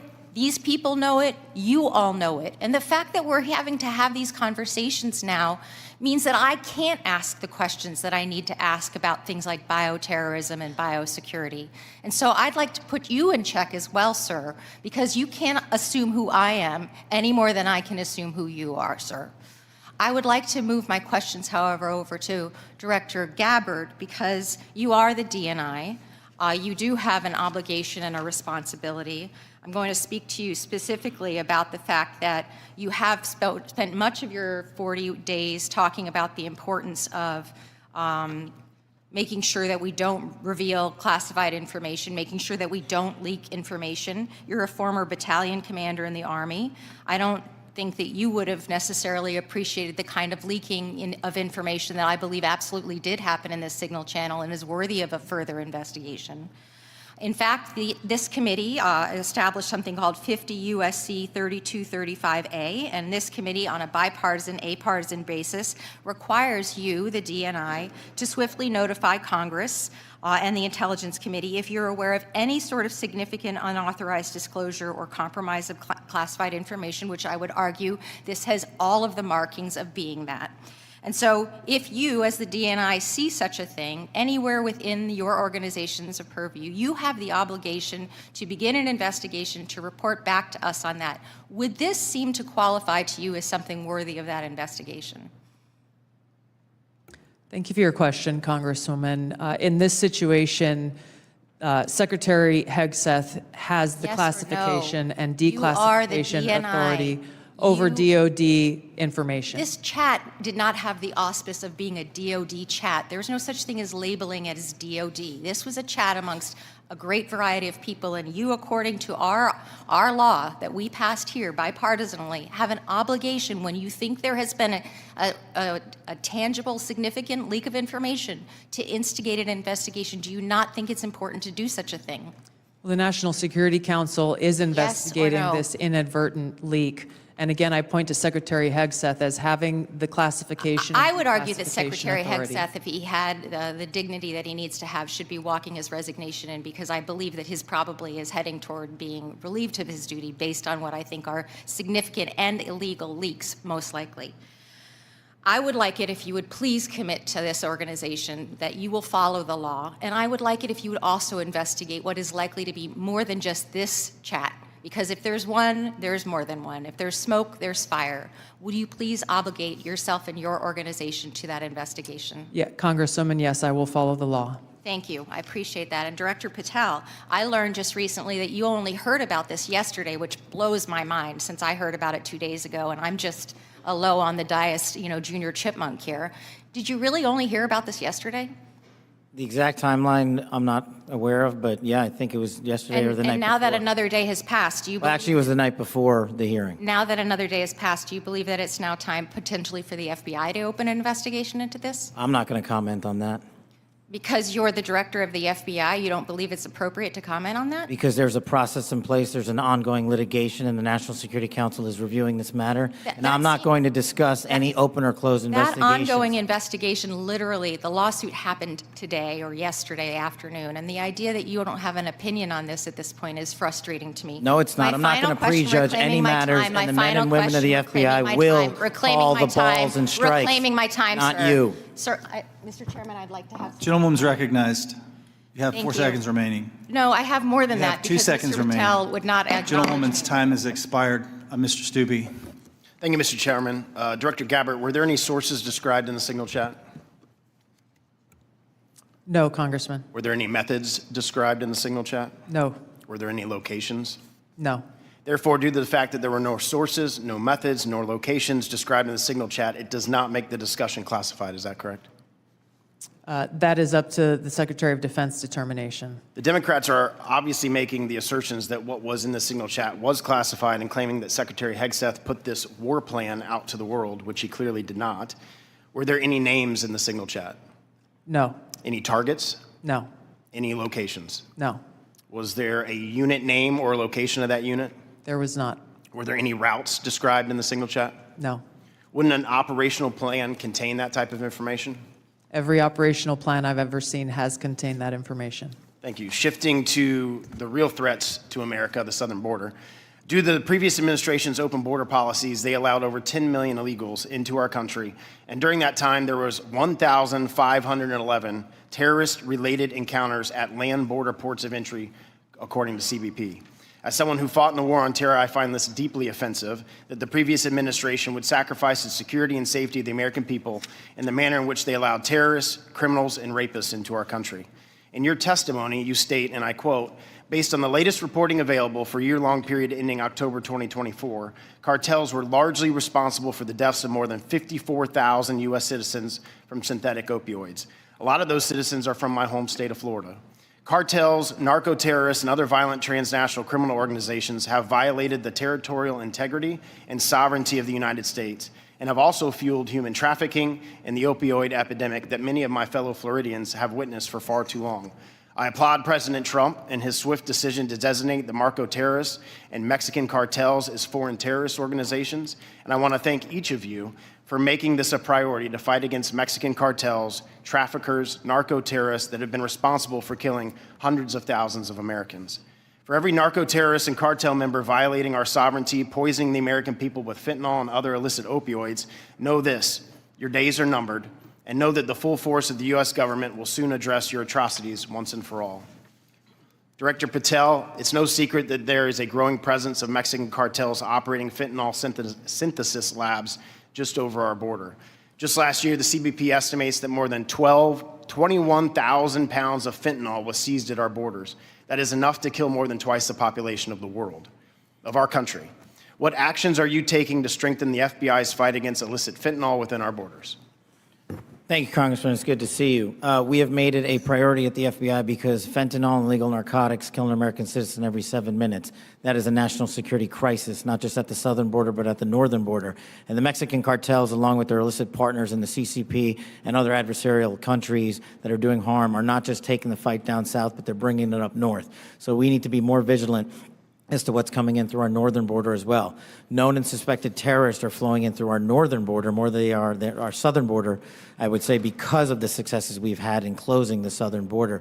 But when it comes to specifically, to fentanyl, we are making, to date, since January 20th, 383 kilograms of seizures of illegal fentanyl, which is enough to kill 29 million Americans.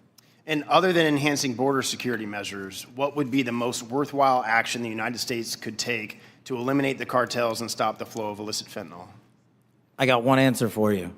They're making the precursors in mainland China, and we don't have the authorities to go after that fight there, and we need to take it head on, because without the chemicals and precursors, there is no fentanyl, and they are moving that material around the world and into the United States too freely.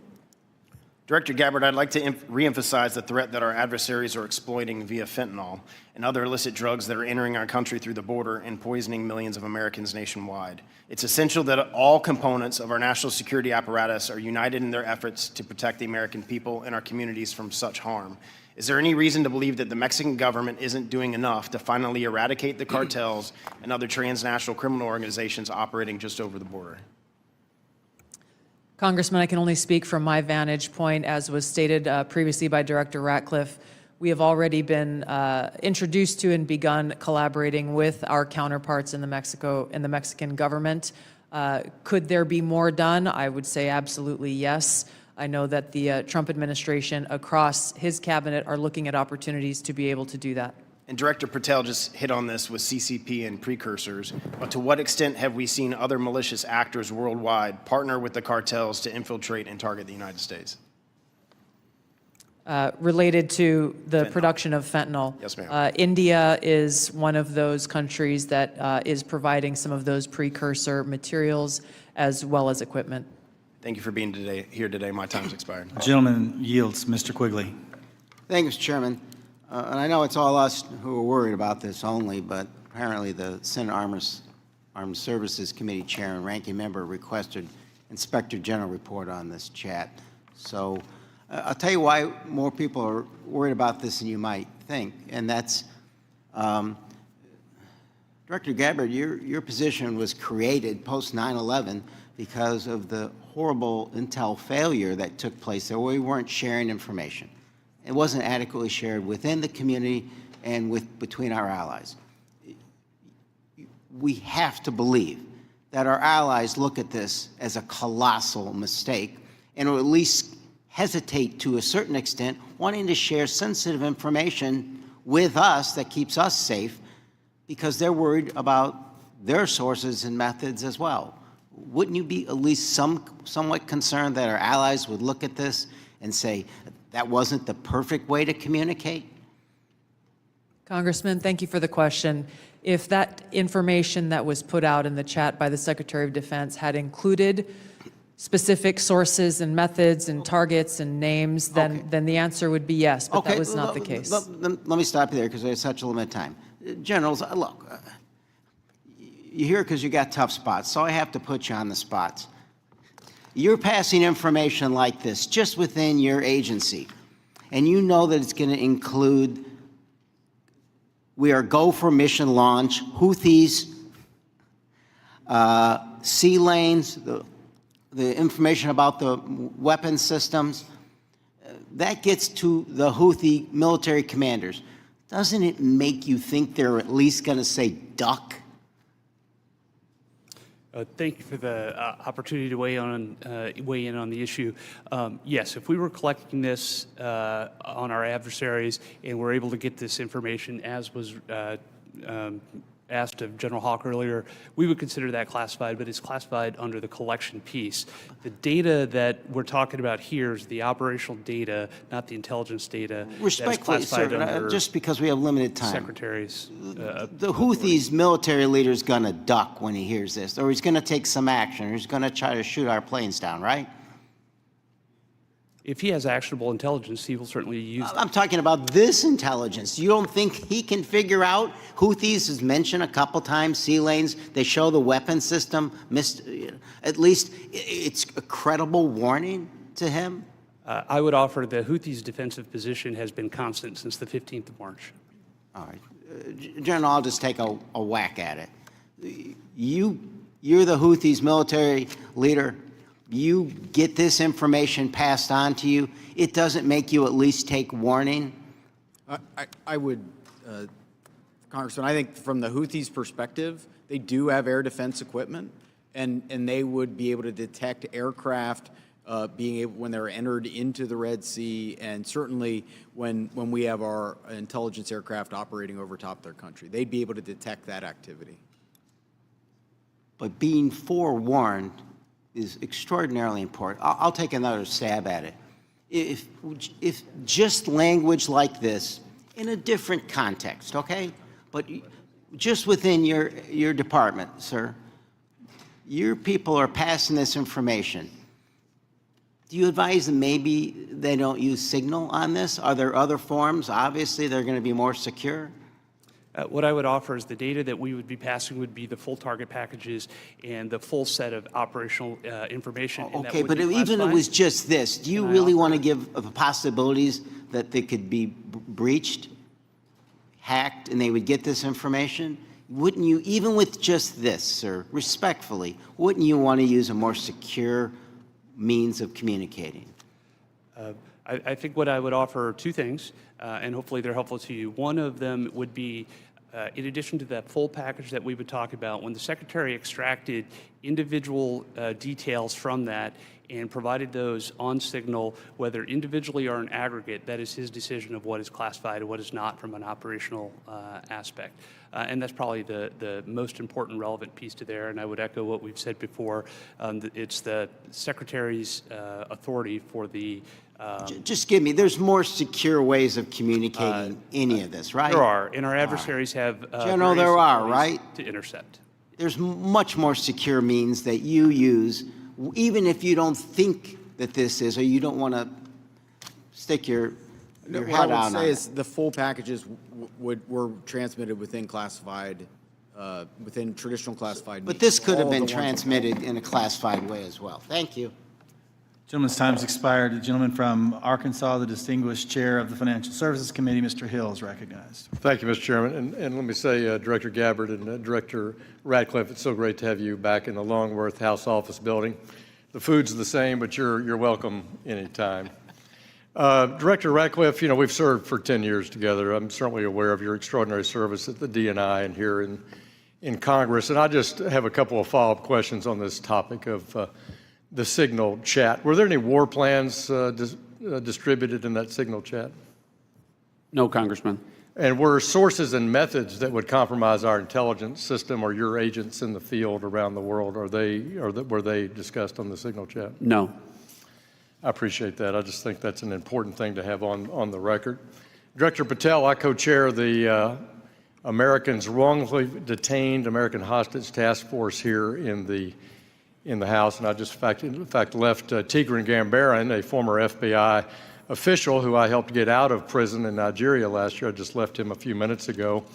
You've you know this issue very, very well, and President Trump's made such a commitment to bring Americans home. There's some 30 Americans still wrongfully detained or held hostage abroad. Is the FBI committing to work through its officials in our embassies around the world to bring those Americans home? Thank you, Congressman. And as you know from my prior service in the prior administration, President Trump brought home over 50 hostages and detainees worldwide, and that effort is being redoubled now until every single American is home. And the FBI, from my perspective, has been given a directive that any wrongfully detained or captured person overseas is a priority to bring back. We're so grateful to the President for making this a priority. We don't want our citizens that hold a blue passport to suddenly be a target in all their interactions around the world. That's wrong, and I'm glad President Trump's made it a priority. I look forward to working with you on that.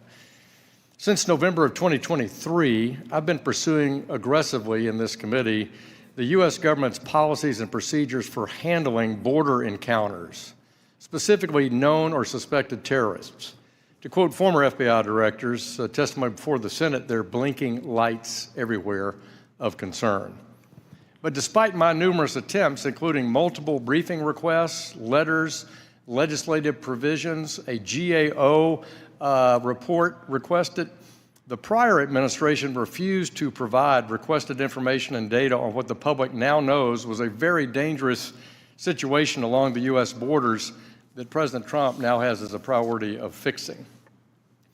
In January 2024, there were 176,000 encounters along the southern border, with 51,000 occurring at ports of entry and 124,000 between ports of entry.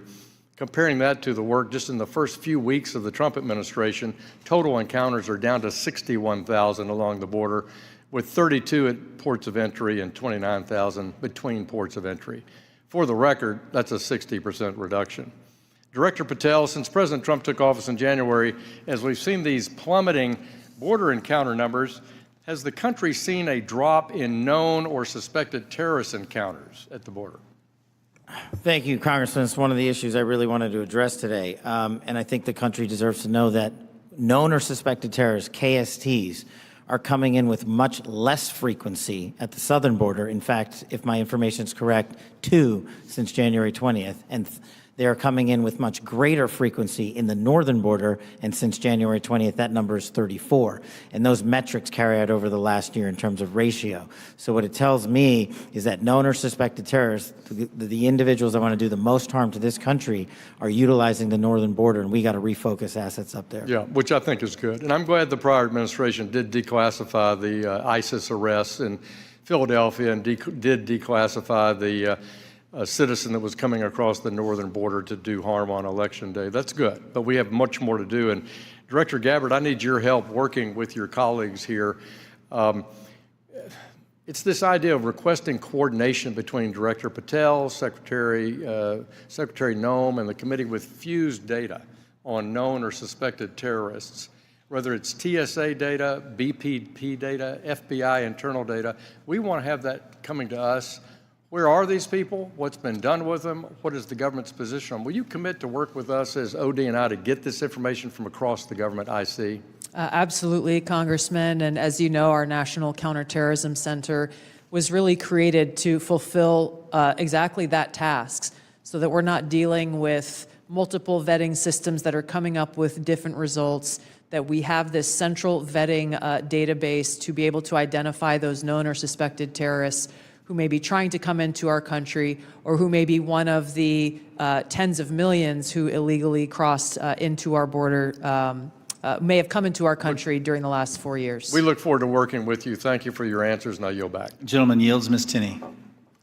Thank you, Mr. Chairman, and thank you so much to all of you. There's so many great questions that I have to ask, but I want to start with Director Patel, and I just want to first, before I get into a couple issues, thank you so much for your outstanding service and your recognition and focus on the northern border. My entire district is the northern border of New York with Canada. I just want to first jump into this issue for, Hamas attacked October 7th. The world watched in horror. Designated a foreign terrorist organization in 1997, killed over 1,200 civilians, and including American citizens, and many remain hostages. Only slightly less disturbing, we had a myriad of seemingly coordinated pro-Hamas demonstrations that have taken place all over the United States, in my state of New York, on college campuses, in Washington, D.C., universities. Director Patel, does the FBI have any open investigations into the organization, the leadership, and the funding of these pro-Hamas demonstrations with students such as, and groups such as Students for Justice in Palestine? Thank you, ma'am. And I'm limited by what the Attorney General has already publicized, but as you know, there are open investigations based on what's been made public. Okay. Has the FBI uncovered any evidence of foreign support for these Hamas demonstrations, including, other than Iran, any of these groups I might mention, like Students for Justice in Palestine, anything that's open source that we can talk about? That's still ongoing. Thank you. Director Gabbard, thank you so much for your service. It was great to serve with you in Congress as well, and work so much on wonderful veterans issues. My son's also a Marine major, and so we appreciate the service of everybody here. Let's keep in mind, obviously we're in open session. Do you have anything or ongoing intelligence to suggest there's foreign support from governments, non-government groups, and individuals that have helped these pro-Hamas demonstrations all across America, including on university campuses? Congresswoman, there are some assessments that reflect that, and we can talk about that in the closed session. Great, thank you so much. And now I want to get back to Kash, Director. Great work on the northern border. I'm one of the co-founders of the Northern Border Security Caucus, and your information has been tremendous. Once I got the district that I represent now, this sprawling, long district, the entire northern border is Canada. And as you say, 358 suspects on the terror watch list. Almost 90% of the suspects on the terror watch list are coming across our northern border. I'd love to talk to you. What is the FBI doing specifically dealing with this northern border? And what access point are you? Who are you working with? Is there a way that we have got a way to handle this with the foreign terror threats? And I say this in light of my district specifically, where New York State, led by Democrats, by the way, is notorious for their unwillingness to work with law enforcement. Under Governor Cuomo, we cut off the ability. I know Congressman Quigley talked about working together after 9/11. The state hit hardest by 9/11. And Governor Cuomo put in a law that prohibited law enforcement from working together in 2019. What are we doing so we can work with New York, the government and others, to make sure that this doesn't happen across our New York northern border? Well, one, and this is out of my lane, but what we need to be doing is working with the Canadian government because they sit on top of our northern border. We do have the problem of tyranny of distance and sheer geography as compared to the southern border, but when we were told that the Mexican government would not work with us, we overcame that hurdle, and we've seen the immediate results, as I highlighted to your colleague, about northern border contacts with KSTs versus the southern border. The other thing we can be doing is working across every northern border state who has a geographic border with Canada and their local and state affiliates, which we are doing at the FBI. But it is such a vast enterprise that we would need a huge increase in resources to cover down on that the way we do in Mexico. In addition, thank you for that. In addition with working with the Canadians, are you also working with the New York State government? Because we do have a number of interesting assets, a sprawling Akwesasne Mohawk Reservation that kind of goes across the northern border with New York and Canada. Are those types of things ways that you can work with the New York government and also in coordination with the Canadian Royal Police? Absolutely, ma'am, and you highlight a great point. A lot of the northern border touches upon tribal lands, and we need to work with tribal leaders throughout the country as effectively as we do with state and local governments, and at the FBI, we're doing just that. Thank you so much, and I really appreciate all of your service, and I yield my time back. Gentleman yields. Gentleman from Texas, Mr. Fallon's recognized.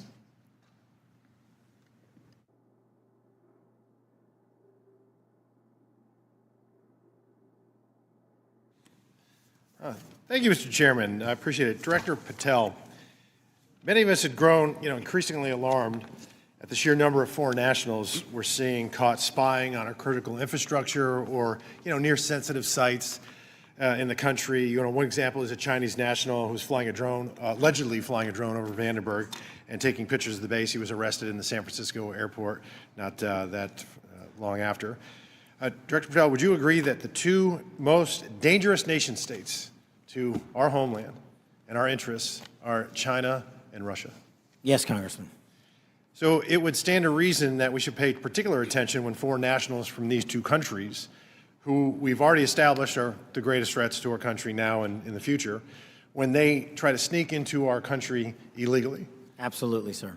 Can you speak on the illegal migration we see from Russia and China and the differences that we saw from the first Trump administration to the Biden administration? Well, one, the problem you have when you have an effective resolution to that set of issues is that the enemy adapts. And what they've done is utilize, as we were just discussing with your colleague, the northern border to shift their resources and affiliations to pour in known or suspected terrorists through the northern border. They haven't stopped through the southern border. They just know that we are setting up a pretty monumental effort down there to stop any known or suspected terrorists from entering the country. But the thing is, the Chinese, the Russians, Iranians, and other adversaries are utilizing their partners, just like they are doing in terms of how they move illicit fentanyl precursors into this country. They're moving humans in the same fashion, and we need to treat it as such. Did you see an increase from the first Trump administration to the Biden administration on Russian and Chinese nationals crossing the border? Did it increase or decrease? Yes, actually, so the PRC nationals crossing the southern border from 22 to 25 was 178,000. And I don't have the number for the northern border, sir, but I'll get that to you. So, what we found was that there was actually a market increase, alarming, with the Chinese illegal migration increasing 527% all in, and Russian 2,400%.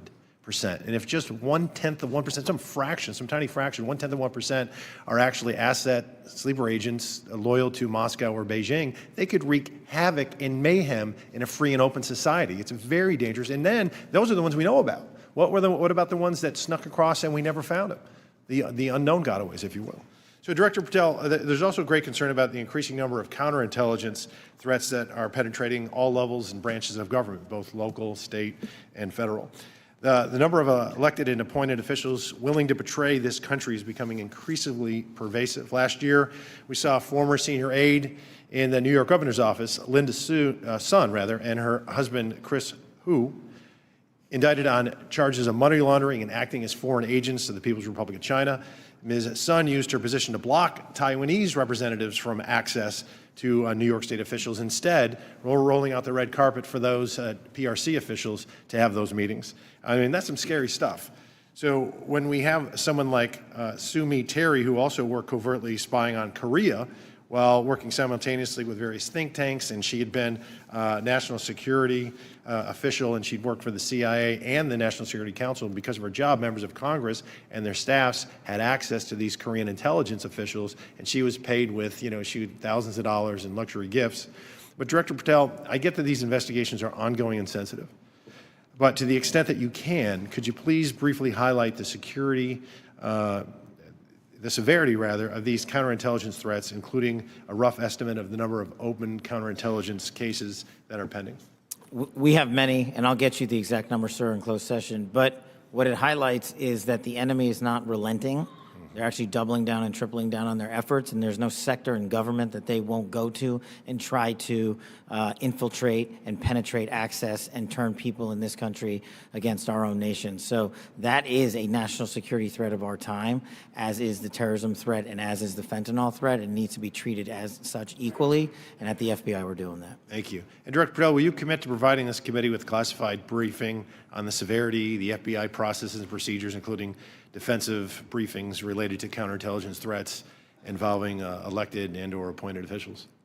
For defensive briefings, Congressman, I commit to you that the FBI will give you everything we have in our holdings. I can't comment on other people's. Thank you. And Mr. Chairman, I want to thank all the witnesses for being here, particularly Mr. John Ratcliffe, Congressional District 4 says hello. I yield back. Gentleman yields. Just got notice that the baseball shooting report discussed by Vice Chairman Kelly earlier today has been delivered to our SCIF, and I appreciate, Director Patel, your responsiveness to that issue. Thank you so much for your commitment and the appropriate transparency demonstrated in that. We appreciate that very much. Since each member has had an opportunity to question our witnesses, I will now close this portion of the hearing, and we'll reconvene in closed session at 2 p.m. in the HIPSI spaces. I ask the public and staff to please remain seated until our witnesses depart. Thank you.